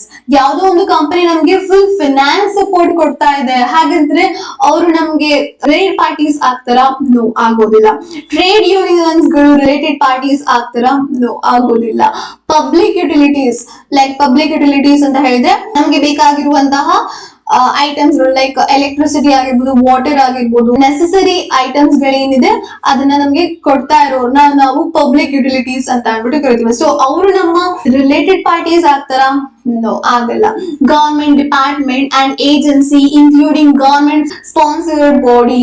No, government department ಗಳು ಕೂಡ ರಿಲೇಟೆಡ್ ಪಾರ್ಟೀಸ್ ಆಗಲ್ಲ. ಸೊ ಇವರಿಷ್ಟು ಜನನು ಕೂಡ ರಿಲೇಟೆಡ್ ಪಾರ್ಟೀಸ್ ಆಗಲ್ಲ. ನಾವೇನ್ ಅನ್ಕೊಳ್ತೀವಿ, ಇವ್ರು ತುಂಬಾ ಅಫೆಕ್ಟ್ ಮಾಡ್ತಾ ಇದಾರೆ ನಮ್ಮ ಬಿಸ್ನೆಸ್ ಮೇಲೆ, ಹಾಗಾಗಿ ಇವರು ನಮ್ಮ ರಿಲೇಟೆಡ್ ಪಾರ್ಟೀಸ್ ಆಗ್ಬೋದು ಅಂತ ತಲೆಗೆ ಬರಬಹುದು. ಆದ್ರೆ ಈ ಪಾಯಿಂಟ್ ಇಲ್ಲಿ ನಮ್ಗೆ ಎಕ್ಸ್ಪ್ಲೈನ್ ಮಾಡಿದ್ದಾರೆ, ಇವ್ರು ಯಾರು ಕೂಡ ರಿಲೇಟೆಡ್ ಪಾರ್ಟೀಸ್ ಆಗಲ್ಲ ಅಂತ. ಸೊ ರಿಲೇಟೆಡ್ ಪಾರ್ಟೀಸ್ ಅಂತ ಅಂದ್ಬಿಟ್ಟು ಯಾರೆಲ್ಲ ಆಗ್ತಾರೆ? ಹಾಗಾದ್ರೆ 5 ಕೇಸಸ್ ಅಲ್ಲಿ ಯಾವ್ದಾದ್ರು ಕೇಸಸ್ ಅಲ್ಲಿ ಕಂಪನೀಸ್ ಇದ್ರೆ ಅವೆರಡು ಕಂಪನೀಸ್ ಗಳನ್ನ ನಾವು ರಿಲೇಟೆಡ್ ಪಾರ್ಟೀಸ್ ಅಂತ ಅಂದ್ಬಿಟ್ಟು ಕರಿತೀವಿ. Okay, next, exemption from related party disclosure in certain situations. ಒಂದಷ್ಟು ಸಿಚುವೇಶನ್ಸ್ ಗಳಲ್ಲಿ ಎಕ್ಸೆಂಪ್ಷನ್ ಇರುತ್ತೆ, ಆಗ ನಾವು ಆ ಟ್ರಾನ್ಸಾಕ್ಷನ್ ನ ಅಥವಾ ಆ ರಿಲೇಶನ್ಶಿಪ್ ನ ರಿಲೇಟೆಡ್ ಪಾರ್ಟೀಸ್ ಅಂತ ಅಂದ್ಬಿಟ್ಟು ಫಿನಾನ್ಷಿಯಲ್ ಸ್ಟೇಟ್ಮೆಂಟ್ ಅಲ್ಲಿ ತೋರಿಸ್ಕೊಳ್ಳೋದು ಬೇಡ. ಯಾವೆಲ್ಲ ಕೇಸಸ್ ಗಳಲ್ಲಿ ಅಂದ್ರೆ conflict with the reporting enterprise duties or confidentialities. ಈ ಕಾನ್ಫಿಡೆನ್ಶಿಯಾಲಿಟಿ ಅನ್ನುವಂತ ಮ್ಯಾಟರ್ ಬಂದ್ರೆ ಅವಾಗ ನಾವು ರಿಲೇಟೆಡ್ ಪಾರ್ಟಿ ರಿಲೇಶನ್ಶಿಪ್ ನ ಡಿಸ್ಕ್ಲೋಸ್ ಮಾಡೋದು ಬೇಡ. In case where statute or regulator or any other thing prohibits the enterprise to disclose certain information. ಸ್ಟ್ಯಾಚ್ಯೂಟೇ ನಮ್ಗೆ prohibit ಮಾಡ್ತಾ ಇದೆ, ನೀವು ಇನ್ಫಾರ್ಮೇಶನ್ ನ ಡಿಸ್ಕ್ಲೋಸ್ ಮಾಡಬೇಡಿ ಅಂತ. ಅಂತಹ ಇನ್ಫಾರ್ಮೇಶನ್ ನಾವು ಡಿಸ್ಕ್ಲೋಸ್ ಮಾಡ್ತೇವಾ? ಮಾಡುದಿಲ್ಲ. For example, banks are not required to disclose clients information. ಬ್ಯಾಂಕ್ಗಳು ಅವರ ಕ್ಲೈಂಟ್ ಇನ್ಫಾರ್ಮೇಶನ್ ನ ಪಬ್ಲಿಕ್ ಅಲ್ಲಿ ಡಿಸ್ಕ್ಲೋಸ್ ಮಾಡ್ಲಿಕ್ಕೆ ಇಲ್ಲ, ಅದು ರೂಲ್ಸ್ ಅಲ್ಲೇ ಇದೆ. ಫಾರ್ ಎಕ್ಸಾಂಪಲ್, ಬ್ಯಾಂಕಿಗೆ ಹೋಗಿ ಒಬ್ಬ ವ್ಯಕ್ತಿ ಎಕ್ಸ್ ಅನ್ನುವಂತಹ ಪರ್ಸನ್ ಬ್ಯಾಂಕ್ ಅಕೌಂಟ್ ಅಲ್ಲಿ ಎಷ್ಟು ಬ್ಯಾಲೆನ್ಸ್ ಇದೆ ನಮ್ಗೆ ಹೇಳಿ ಅಂತ ಕೇಳಿದ ತಕ್ಷಣ ಬ್ಯಾಂಕ್ ಹೇಳುತ್ತಾ? ಯಾರು ಕೇಳ್ತಾರೋ ಆ ಪರ್ಸನ್ಗೆ ನೋ ಹೇಳಿಲ್ಲ, because it is confidential. Bank ಮೇಲೆ ನಂಬಿಕೆ ಇಟ್ಟು ಎಕ್ಸ್ ಅನ್ನುವಂತಹ ಒಬ್ಬ ವ್ಯಕ್ತಿ ಬ್ಯಾಂಕ್ ಅಲ್ಲಿ ದುಡ್ಡು ಇಟ್ಟಿರ್ತಾನೆ, ರೈಟ್? ಸೊ ಹೀಗಿರುವಾಗ ಯಾವುದೋ ಒಂದು ವ್ಯಕ್ತಿ ಬಂದ್ಬಿಟ್ಟು ಎಕ್ಸ್ ಅನ್ನುವಂತಹ ಕಸ್ಟಮರ್ ಅಕೌಂಟ್ ಅಲ್ಲಿ ಬ್ಯಾಲೆನ್ಸ್ ಎಷ್ಟಿದೆ ಅಂತ ಕೇಳಿದ ತಕ್ಷಣ ಬ್ಯಾಂಕ್ ಅವರು ಹೇಳ್ತಾರ? ಇಲ್ಲ. ಸೊ ಒಂದಿಷ್ಟು ಟ್ರಾನ್ಸಾಕ್ಷನ್ ಗಳನ್ನ ಅಥವಾ ಒಂದಿಷ್ಟು ರಿಲೇಶನ್ಶಿಪ್ಸ್ ಗಳನ್ನ ಡಿಸ್ಕ್ಲೋಸ್ ಮಾಡೋದು ಬೇಡ ಅಂತಾನೆ ಗವರ್ಮೆಂಟ್ ಹೇಳಿರ್ತಾರೆ. ಸೊ ಅಂತಹ ಟ್ರಾನ್ಸಾಕ್ಷನ್ಸ್ ಗಳನ್ನ, ಅಂತಹ ರಿಲೇಶನ್ಶಿಪ್ಸ್ ಗಳನ್ನ ಡಿಸ್ಕ್ಲೋಸ್ ಮಾಡುವಂತಹ ಅವಶ್ಯಕತೆ ಇಲ್ಲ. Okay, next, consolidated financial statement, intra-group transaction in consolidated financial statement. Fine. ಈಗ ಹೋಲ್ಡಿಂಗ್ ಕಂಪನಿ ಮತ್ತೆ ಸಬ್ಸಿಡರಿ ಕಂಪನಿ ಮಧ್ಯ ಆಗ್ತಾ ಇರುವಂತಹ ಟ್ರಾನ್ಸಾಕ್ಷನ್ ನಾವು ರಿಲೇಟೆಡ್ ಪಾರ್ಟಿ ಟ್ರಾನ್ಸಾಕ್ಷನ್ ಅಂತ ಹೇಳಿ ಅದನ್ನ ಡಿಸ್ಕ್ಲೋಸ್ ಮಾಡಬೇಕು ಅಂತ ಅಂದ್ಬಿಟ್ಟು ನಾನು ಹೇಳಿದೆ. ಅದು ಯಾವಾಗ ನಾರ್ಮಲ್ ಆಗಿ ಫಿನಾನ್ಷಿಯಲ್ ಸ್ಟೇಟ್ಮೆಂಟ್ ನ ಪ್ರಿಪೇರ್ ಮಾಡ್ಬೇಕಾದ್ರೆ, ಅದೇ ನೀವು ಅವೆರಡು ಕಂಪನಿ, ಇದು ಹೋಲ್ಡಿಂಗ್ ಕಂಪನಿ ಮತ್ತೆ ಸಬ್ಸಿಡರಿ ಕಂಪನಿ ಎರಡದು ಸೇರಿ ಒಂದು ಕನ್ಸಾಲಿಡೇಟೆಡ್ ಫಿನಾನ್ಷಿಯಲ್ ಸ್ಟೇಟ್ಮೆಂಟ್ ಪ್ರಿಪೇರ್ ಮಾಡ್ತಾ ಇದ್ದೀರಾ ಅಂತ ಹೇಳಿದ್ರೆ ಇವರಿಬ್ರು ಮಧ್ಯೆ ನಡೆದಿರುವಂತಹ ಟ್ರಾನ್ಸಾಕ್ಷನ್ ನೀವು ಡಿಸ್ಕ್ಲೋಸ್ ಮಾಡ್ಬೇಕಾ? ಬೇಡ. ಬಿಕಾಸ್ ಇವರಿಬ್ರದೇ ಕನ್ಸಾಲಿಡೇಟೆಡ್ ಫಿನಾನ್ಷಿಯಲ್ ಸ್ಟೇಟ್ಮೆಂಟ್ ಅಂತ ಅಂದ್ಬಿಟ್ಟು ಯೂಸಸ್ ಆಫ್ ಫಿನಾನ್ಷಿಯಲ್ ಸ್ಟೇಟ್ಮೆಂಟ್ ಅವ್ರಿಗೆ ಗೊತ್ತಾಗ್ತಾ ಇದೆ. ಸೊ ಇವರಿಬ್ರು ಮತ್ತೆ ಅವರಿಬ್ರು ರಿಲೇಟೆಡ್ ಪಾರ್ಟೀಸ್ ಅಂತ ಅಂದ್ಬಿಟ್ಟು ಫಿನಾನ್ಷಿಯಲ್ ಸ್ಟೇಟ್ಮೆಂಟ್ ಅಲ್ಲಿ ತೋರಿಸ್ಕೊಡ್ಬೇಡ. ಆಲ್ರೆಡಿ ಅವ್ರಿಗೆ ಗೊತ್ತು ಇವರಿಬ್ರು ಹೋಲ್ಡಿಂಗ್ ಕಂಪನಿ ಸಬ್ಸಿಡರಿ ಕಂಪನಿ ಅಂತ. ಸೊ ಅದಕ್ಕೋಸ್ಕರ ಕನ್ಸಾಲಿಡೇಟೆಡ್ ಫಿನಾನ್ಷಿಯಲ್ ಸ್ಟೇಟ್ಮೆಂಟ್ ಪ್ರಿಪೇರ್ ಮಾಡ್ಬೇಕಾದ್ರೆ ಇಂಟ್ರಾ ಗ್ರೂಪ್ ಅಂತ ಹೇಳಿದ್ರೆ ಸಬ್ಸಿಡರಿ ಕಂಪನಿ ಮತ್ತೆ ಹೋಲ್ಡಿಂಗ್ ಕಂಪನಿ ಮಧ್ಯೆ ನಡೆಯುವಂತಹ ಟ್ರಾನ್ಸಾಕ್ಷನ್ ನ ಡಿಸ್ಕ್ಲೋಸ್ ಮಾಡುವಂತಹ ಅವಶ್ಯಕತೆ ಇಲ್ಲ. ಬಿಕಾಸ್ ಎರಡು ಕಂಪನಿಗಳು ಕೂಡ ಒಂದೇ ಕಂಪನಿ ಅಂತ ಅಂದ್ಬಿಟ್ಟು ನಾವು ಕನ್ಸಾಲಿಡೇಟೆಡ್ ಫಿನಾನ್ಷಿಯಲ್ ಸ್ಟೇಟ್ಮೆಂಟ್ ಪ್ರಿಪೇರ್ ಮಾಡ್ತೇವೆ, ಅದಕ್ಕೋಸ್ಕರ. Okay, next, state controlled enterprises, transaction with one state controlled enterprises. So ಒಂದು ಸ್ಟೇಟ್ ಗವರ್ಮೆಂಟ್ ನ ಕಂಪನಿ ಜೊತೆ ಇನ್ನೊಂದು ಸ್ಟೇಟ್ ಗವರ್ಮೆಂಟ್ ಕಂಪನಿಗಳು ಟ್ರಾನ್ಸಾಕ್ಷನ್ ಮಾಡ್ತಾ ಇದ್ರೆ ನಾವು ಡಿಸ್ಕ್ಲೋಸ್ ಮಾಡೋದಿಲ್ಲ, ರಿಲೇಟೆಡ್ ಪಾರ್ಟೀಸ್ ಅಂತ ಅಂದ್ಬಿಟ್ಟು ಕನ್ಸಿಡರ್ ಮಾಡೋದಿಲ್ಲ ಅಂಡ್ ಅದನ್ನ ಡಿಸ್ಕ್ಲೋಸ್ ಕೂಡ ಮಾಡೋದಿಲ್ಲ. Did you understand? State controlled enterprises ಅಂತ ಹೇಳಿದ್ರೆ ಗವರ್ಮೆಂಟ್ ಕಂಟ್ರೋಲ್ ಮಾಡ್ತಾ ಇರುವಂತಹ ಎಂಟರ್ಪ್ರೈಸಸ್. ಒಂದು ಸ್ಟೇಟ್ ಗವರ್ಮೆಂಟ್ ಕಂಟ್ರೋಲ್ ಮಾಡ್ತಾ ಇರುವಂತಹ ಎಂಟರ್ಪ್ರೈಸಸ್ ಟ್ರಾನ್ಸಾಕ್ಷನ್ ಮಾಡ್ತಾ ಇದೆ ಇನ್ನೊಂದು ಗವರ್ಮೆಂಟ್ ಕಂಟ್ರೋಲ್ ಮಾಡ್ತಾ ಇರುವಂತಹ ಎಂಟರ್ಪ್ರೈಸ್ ಜೊತೆ ಅಂತ ಅಂದ್ರೆ ಇವರಿಬ್ರು ಮಧ್ಯೆ ನಡೆದಿರುವಂತಹ ಟ್ರಾನ್ಸಾಕ್ಷನ್ ನಾವು ಡಿಸ್ಕ್ಲೋಸ್ ಮಾಡ್ಬೇಕಾ? ಬೇಡ. ಬಿಕಾಸ್ ಎರಡು ಕೂಡ ಗವರ್ಮೆಂಟ್ ರೈಟ್, ಬಟ್ ಇದು ಬೇರೆ ಸ್ಟೇಟ್ ಗವರ್ಮೆಂಟ್, ಇದು ಬೇರೆ state government, ultimately government right. That's fine, disclose ಮಾಡೋದು ಬೇಡ ಅಂತ ಅಂದ್ಬಿಟ್ಟು ಹೇಳಿದ್ದಾರೆ. Okay, next, definition of other terms used in AS 18. First one, related party transaction. Related ಪಾರ್ಟಿಯ ಟ್ರಾನ್ಸಾಕ್ಷನ್ ಅಂತ ಅಂದ್ರೆ ಏನು? ಟ್ರಾನ್ಸ್ಫರ್ ಆಫ್ ರಿಸೋರ್ಸಸ್ ನ ಟ್ರಾನ್ಸ್ಫರ್ ಆದ್ರೂ ಮಾಡಿರ್ಬೋದು, or obligation between related parties, ಯಾರ ಮಧ್ಯೆ ನಡೆಯುವಂತಹ ಟ್ರಾನ್ಸಾಕ್ಷನ್ ರಿಲೇಟೆಡ್ ಪಾರ್ಟಿ ಟ್ರಾನ್ಸಾಕ್ಷನ್ ಅಂತ ಅಂದ್ಬಿಟ್ಟು ಕರಿತೀವಿ. ರಿಲೇಟೆಡ್ ಪಾರ್ಟೀಸ್ ಮಧ್ಯೆ ನಡೆಯುವಂತಹ ಟ್ರಾನ್ಸಾಕ್ಷನ್ ರಿಗಾರ್ಡ್ಲೆಸ್ ಆಫ್ ಪ್ರೈಸ್, ಇಲ್ಲಿ ಮ್ಯಾಟರ್ ಆಗುದಿಲ್ಲ. ರಿಲೇಟೆಡ್ ಪಾರ್ಟಿ ನಡುವೆ ಟ್ರಾನ್ಸಾಕ್ಷನ್ ಆಯ್ತಾ, you have to disclose. Okay, next, control ಅಂತ ಹೇಳಿದ್ರೆ ನಾನು ಏನ್ ಹೇಳಿದೆ, ಮೋರ್ ದೆನ್ 50% ಆಫ್ ಶೇರ್ಸ್ ನ ಪರ್ಚೇಸ್ ಮಾಡಿದ್ರೆ ಕಂಟ್ರೋಲ್ ಇರುತ್ತೆ ಅವ್ರಿಗೆ ಅಂತ ಹೇಳಿದೆ. ಅದ್ರ ಜೊತೆಗೆ ಇನ್ನೂ ಒಂದಿಷ್ಟು ಜನನ್ನ ನಾವು ಕೂಡ ಕಂಟ್ರೋಲ್ ಮಾಡ್ತಾ ಇದ್ದಾರೆ ಅಂತ ಅಂದ್ಬಿಟ್ಟು ಕರಿತೀವಿ. ಯಾವಾಗ ಅಂತ ಹೇಳಿದ್ರೆ ಓನರ್ಶಿಪ್ ಮೋರ್ ದೆನ್ 50% ಇದ್ರೆ ಕಂಟ್ರೋಲ್ ಮಾಡಬಹುದು. ಹಾಗೆ ಬೋರ್ಡ್ ಆಫ್ ಡೈರೆಕ್ಟರ್ ಅಥವಾ ಗವರ್ನಿಂಗ್ ಬಾಡಿ ಆಗಿದ್ರು ಕೂಡ ಕಂಟ್ರೋಲ್ ಮಾಡಬಹುದು. ಬಿಕಾಸ್ ಇವರೇ ಬಿಸ್ನೆಸ್ ನ ಮ್ಯಾನೇಜ್ಮೆಂಟ್ ಮಾಡ್ತಾ ಇದ್ದಾರೆ ಅಂದ್ರೆ ಕಂಟ್ರೋಲ್ ಮಾಡ್ತಾ ಇರ್ತಾರೆ. ಸೊ ಬೋರ್ಡ್ ಆಫ್ ಡೈರೆಕ್ಟರ್ ಯಾರಿರ್ತಾರೆ ಅಥವಾ ಬೋರ್ಡ್ ಆಫ್ ಡೈರೆಕ್ಟರ್ ಇಲ್ಲ ಅಂತಂದ್ರೆ ಗವರ್ನಿಂಗ್ ಬಾಡಿ ಇರ್ತಾರೆ. ಓಕೆ, ಗವರ್ನಿಂಗ್ ಬಾಡಿ ಯಾವ್ದೆಲ್ಲ ಇರುತ್ತೆ ಅವರಿಗೆ ಕಂಟ್ರೋಲ್ ಇರುತ್ತೆ ಕಂಪನಿ ಮೇಲೆ. ನೆಕ್ಸ್ಟ್, ಸಬ್ಸ್ಟಾನ್ಷಿಯಲ್ ಇಂಟ್ರೆಸ್ಟ್ ಅಂತ ಅಂದ್ರೆ 20% ಅಥವಾ ಮೋರ್ ದೆನ್ 20% ಆಫ್ ಶೇರ್ಸ್ ನ ಪರ್ಚೇಸ್ ಮಾಡಿದ್ರೆ ಸಬ್ಸ್ಟಾನ್ಷಿಯಲ್ ಇಂಟ್ರೆಸ್ಟ್ ಇರುತ್ತೆ. ಸೊ ಹಾಗಿದ್ರೆ ಕೂಡ ಅವರು ಕಂಟ್ರೋಲ್ ಮಾಡ್ತಾ ಇದ್ದಾರೆ ಅಂತ ಅಂದ್ಬಿಟ್ಟು ಕರಿತೀವಿ. ಸೊ ಕಂಟ್ರೋಲ್ ಅನ್ನುವಂತಹ ವರ್ಡ್ ಯಾವಾಗೆಲ್ಲ ಬರುತ್ತೆ ಅಂತ ಅಂದ್ರೆ 50% ಗಿಂತ ಜಾಸ್ತಿ ಶೇರ್ಸ್ ನ ಪರ್ಚೇಸ್ ಮಾಡಿದ್ರೆ ಅಥವಾ board of director governing body ಆಗಿದ್ರೆ, ಹಾಗೆ substantial interest it is more than 20% or more than 20% shares ನ ಪರ್ಚೇಸ್ ಮಾಡಿದ್ರೆ. Is it okay? Next, control the composition of board of director. ಈ ಬೋರ್ಡ್ ಆಫ್ ಡೈರೆಕ್ಟರ್ ನ composition ನ control ಮಾಡ್ತಾ ಇದ್ದಾರೆ ಅಂತ ಅಂದ್ಬಿಟ್ಟು ಯಾವಾಗ ಕರಿತೀವಿ ಅಂತ ಅಂದ್ರೆ ಅಪಾಯಿಂಟಿಂಗ್ ಅಂಡ್ ರಿಮೂವಲ್ ರೈಟ್ಸ್. ಈ ಬೋರ್ಡ್ ಆಫ್ ಡೈರೆಕ್ಟರ್ ನ ಅಪಾಯಿಂಟ್ ಮಾಡುವಂತಹ ರೈಟ್ಸ್ ಅಥವಾ ರಿಮೂವ್ ಮಾಡುವಂತಹ ರೈಟ್ಸ್ ಯಾರಿಗೆ ಇರುತ್ತೆ ಅವರನ್ನ ನಾವು control the composition of board of director ಅಂದ್ಬಿಟ್ಟು ಕರಿತೀವಿ. Okay, next, substantial interest. So ಈ ಸಬ್ಸ್ಟಾನ್ಷಿಯಲ್ ಇಂಟ್ರೆಸ್ಟ್ ಇಲ್ಲಿ ಮೀನಿಂಗ್ ಕೊಟ್ಟಿದ್ದೀನಿ. Directly R indirectly hold more than 20% of interest in voting power. So voting power ಯಾವಾಗ ಬರುತ್ತೆ, ಓನ್ಲಿ ಶೇರ್ಸ್ ನ purchase ಮಾಡಿದ್ರೆ ಮಾತ್ರ ವೋಟಿಂಗ್ ಪವರ್ ಬರುತ್ತೆ. ಓಕೆ, 20% ಅಥವಾ ಮೋರ್ ದನ್ 20% ನಾವು ಶೇರ್ಸ್ ನ ಪರ್ಚೇಸ್ ಮಾಡಬೇಕು. ಓಕೆ, ನೆಕ್ಸ್ಟ್ ಅಸೋಸಿಯೇಟ್ ಬಗ್ಗೆ ಕೂಡ ನಾನು ಆಲ್ರೆಡಿ ಎಕ್ಸ್ಪ್ಲೈನ್ ಮಾಡಿದ್ದೀನಿ. Fine. Investing reporting party has significant influence in neither subsidiary nor joint venture. So associate ನಾವು subsidiary company ಅಂತ ಕೂಡ ಕರೆಯಲ್ಲ, ಜಾಯಿಂಟ್ ವೆಂಚರ್ ಅಂತ ಕೂಡ ಕರೆಯಲ್ಲ. ಯಾರಿಗೆ ಸಿಗ್ನಿಫಿಕೆಂಟ್ ಇನ್ಫ್ಲೂಯೆನ್ಸ್ ಇರುತ್ತೆ ಅಂತವ್ರನ್ನ ನಾವು ಅಸೋಸಿಯೇಟ್ ಅಂತ ಅಂದ್ಬಿಟ್ಟು ಕರಿತೀವಿ. ಸೊ ಸಿಗ್ನಿಫಿಕೆಂಟ್ ಇನ್ಫ್ಲೂಯೆನ್ಸ್ ಅಂತ ಅಂದ್ರೆ ಏನು, participate in financial R operating policy decision but not control of policies. So financial ಮತ್ತೆ ಆಪರೇಟಿಂಗ್ ಪಾಲಿಸಿ ರಿಲೇಟೆಡ್ ಡಿಸಿಷನ್ ತಗೊಳ್ಳಿಕ್ಕೆ ರೈಟ್ ಇರುತ್ತೆ, ಆದ್ರೆ ಪೂರ್ತಿಯಾಗಿ ಕಂಟ್ರೋಲ್ ಮಾಡ್ಲಿಕ್ಕೆ ರೈಟ್ ಇರುವುದಿಲ್ಲ. ಕಂಟ್ರೋಲ್ ಮಾಡೋದು ಯಾರು, 50% ಗಿಂತ ಜಾಸ್ತಿ ಶೇರ್ಸ್ ಇರೋರು. Okay, next significant influence may exercised several ways. Significant influence ನಾವು ತುಂಬಾ ವೇ ಅಲ್ಲಿ ತಗೊಳ್ಬಹುದು. ಹೇಗೆ ಅಂತ ಅಂದ್ರೆ representation on board of director, participation in policy making, material intercompany transaction, so interchange of managerial personnel, dependence on tech information. Significant influence may be gained by share ownership, a statute or agreement. If more than 20% presumed has significant influence unless it clearly explained. If less than 20%, presumed not have significant influence unless such influence clearly specified.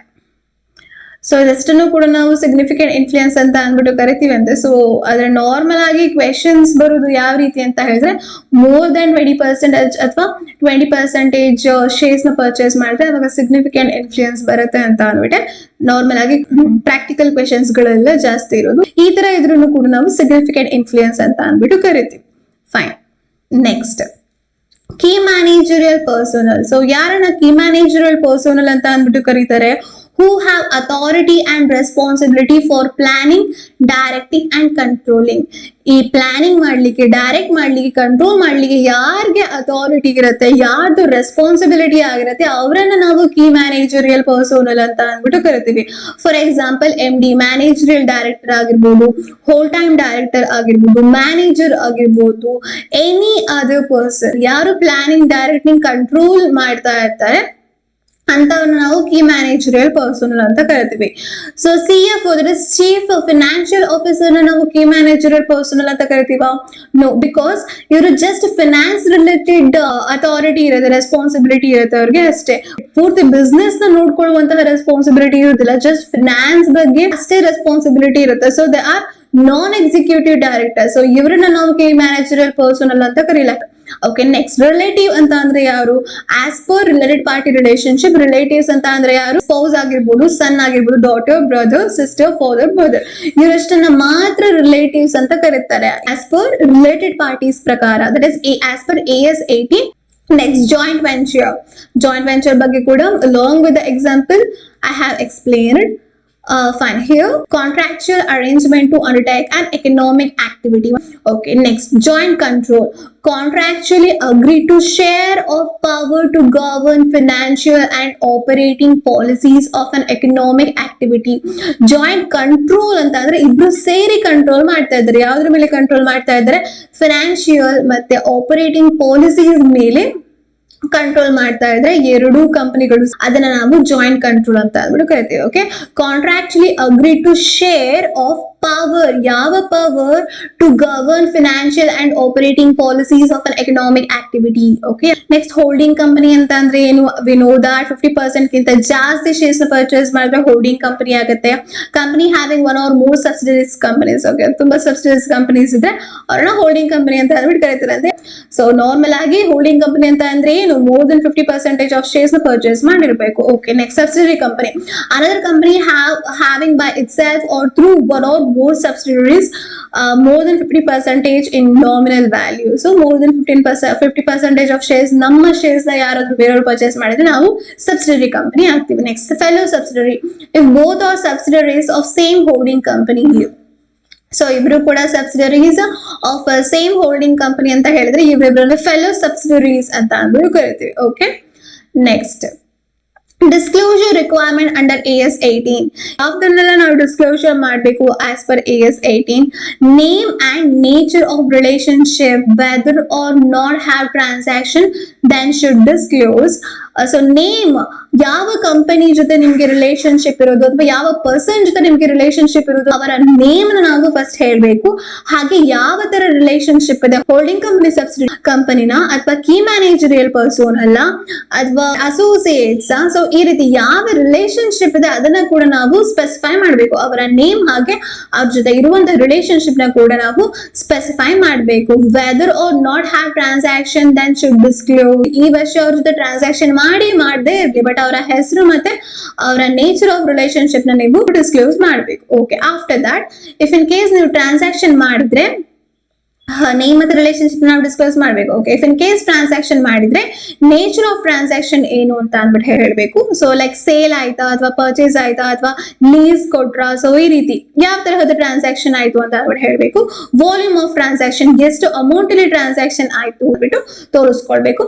Any other element necessary for understanding financial statement, ಯಾವ್ದು ತುಂಬಾ necessary ಅಂತ ಅನ್ಸುತ್ತೆ use of financial statement ಗೆ, ಅಂತಹ information ಕೂಡ ನಾವು financial statement ಅಲ್ಲಿ ತೋರಿಸ್ಕೊಳ್ಬೇಕು. Next, amount outstanding and doubtful debts, ಎಷ್ಟು ಅಮೌಂಟ್ ನ ಅವ್ರು ಇನ್ನೂ ನಮ್ಗೆ ದುಡ್ಡು ಕೊಡ್ಲಿಲ್ಲ ರಿಲೇಟೆಡ್ ಪಾರ್ಟೀಸ್, ಎಷ್ಟು ಡೌಟ್ಫುಲ್ ಇದೆ, ಎರಡನ್ನು ಕೂಡ ನಾವು ಸ್ಪೆಸಿಫೈ ಮಾಡಬೇಕು, ಡಿಸ್ಕ್ಲೋಸ್ ಮಾಡಬೇಕು. Next, amount return of or return back, ಎಷ್ಟು ಅಮೌಂಟ್ ನೀವು ರಿಟರ್ನ್ ಆಫ್ ಮಾಡಿದ್ರಿ ಅದನ್ನ ಕೂಡ ಡಿಸ್ಕ್ಲೋಸ್ ಮಾಡಬೇಕು. Okay, items of similar nature disclosed in aggregate except separate disclosure is necessary for understanding. ಈಗ ಒಬ್ಬ ರಿಲೇಟೆಡ್ ಪಾರ್ಟಿ ಜೊತೆ ಒಂದು 4-5 ಸಲ ಈ ವರ್ಷ ಟ್ರಾನ್ಸಾಕ್ಷನ್ ಮಾಡಿದ್ರಪ್ಪ, ಸೊ ಒಂದೇ ತರಹದ ಟ್ರಾನ್ಸಾಕ್ಷನ್ ಅದು ಸಿಮಿಲರ್ ಆಗಿದೆ ಅಂತ ಹೇಳಿದ್ರೆ ಅದನ್ನ ಅಗ್ರಿಗೇಟ್, ಅದನ್ನ ಟೋಟಲ್ ಮಾಡ್ಬಿಟ್ಟು ನೀವು ಸ್ಪೆಸಿಫೈ ಮಾಡಿದ್ರೆ ಸಾಕು, ಸಪರೇಟ್ ಆಗಿ ಸ್ಪೆಸಿಫೈ ಮಾಡುವಂತಹ ಅವಶ್ಯಕತೆ ಇಲ್ಲ. Okay, next, remuneration paid to key managerial personnel is related party transaction, right? ಇವ್ರಿಗೆ ಸ್ಯಾಲರಿ ಕೊಡ್ತಾ ಇದ್ರೆ ಅಥವಾ ರೆಮ್ಯುನರೇಷನ್ ಕೊಡ್ತಾ ಇದ್ರ ಅಂತ ಹೇಳಿದ್ರೆ ಅದು ಕೂಡ ರಿಲೇಟೆಡ್ ಪಾರ್ಟಿ ಟ್ರಾನ್ಸಾಕ್ಷನ್ ಆಗುತ್ತೆ ಅಂಡ್ ಹ್ಯಾಸ್ ಟು ಡಿಸ್ಕ್ಲೋಸ್ ಮಾಡಬೇಕು. ಅದೇ in case of non executive directors ಗೆ ನೀವು ರೆಮ್ಯುನರೇಷನ್ ಕೊಡ್ತಾ ಇದ್ರ ಅಂತ ಅಂದ್ರೆ ಇವ್ರು ರಿಲೇಟೆಡ್ ಪಾರ್ಟೀಸ್ ಅಲ್ಲ, ಸೊ ಡಿಸ್ಕ್ಲೋಸ್ ಮಾಡುವಂತ ಅವಶ್ಯಕತೆ ಇಲ್ಲ. Okay, next, listed of related party transaction to be disclosed, ಯಾವ ತರ ಟ್ರಾನ್ಸಾಕ್ಷನ್ ಆಗ್ಬಹುದು. ಸೊ ನಾನು ಹೇಳಿದೆ ಇಲ್ಲಿ ನೇಚರ್ ಆಫ್ ಟ್ರಾನ್ಸಾಕ್ಷನ್ ನೀವು ಡಿಸ್ಕ್ಲೋಸ್ ಮಾಡಬೇಕು ಅಂತ ಅಂದ್ಬಿಟ್ಟು ಹೇಳಿದೆ. ಯಾವ ತರಹದ ಟ್ರಾನ್ಸಾಕ್ಷನ್ ಮಾಡ್ಕೋಬಹುದು ನಾವು ರಿಲೇಟೆಡ್ ಪಾರ್ಟೀಸ್ ಜೊತೆ. Okay, purchase or sale of goods ನ ಸೇಲ್ ಮಾಡುದು ಅಥವಾ ಪರ್ಚೇಸ್ ಮಾಡಬಹುದು. Next, purchase and or sale of fixed assets ಗಳನ್ನ ಸೇಲ್ ಅಥವಾ ಪರ್ಚೇಸ್ ಮಾಡಬಹುದು. ರೆಂಡರ್ ಆರ್ ಸೇಲ್ ಸರ್ವಿಸ್ ಗಳನ್ನ ನಾವು ಕೊಡಬಹುದು ಅಥವಾ ಸರ್ವಿಸಸ್ ಗಳನ್ನ ಇಸ್ಕೊಂಡಿರ್ಬೋದು. ಏಜೆನ್ಸಿ ಅರೇಂಜ್ಮೆಂಟ್, ಏಜೆನ್ಸಿ ಆಗಿ ವರ್ಕ್ ಮಾಡಿರ್ಬೋದು.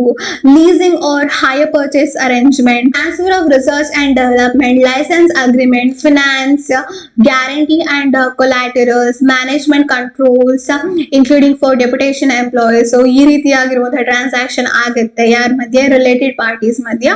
ಅದನ್ನೆಲ್ಲಾನು ಕೂಡ ನಾವು ಇಲ್ಲಿ ನೇಚರ್ ಆಫ್ ಟ್ರಾನ್ಸಾಕ್ಷನ್ ಅಲ್ಲಿ ಡಿಸ್ಕ್ಲೋಸ್ ಮಾಡಬೇಕು. Okay, this is all about the related party disclosure. So thank you for watching, guys.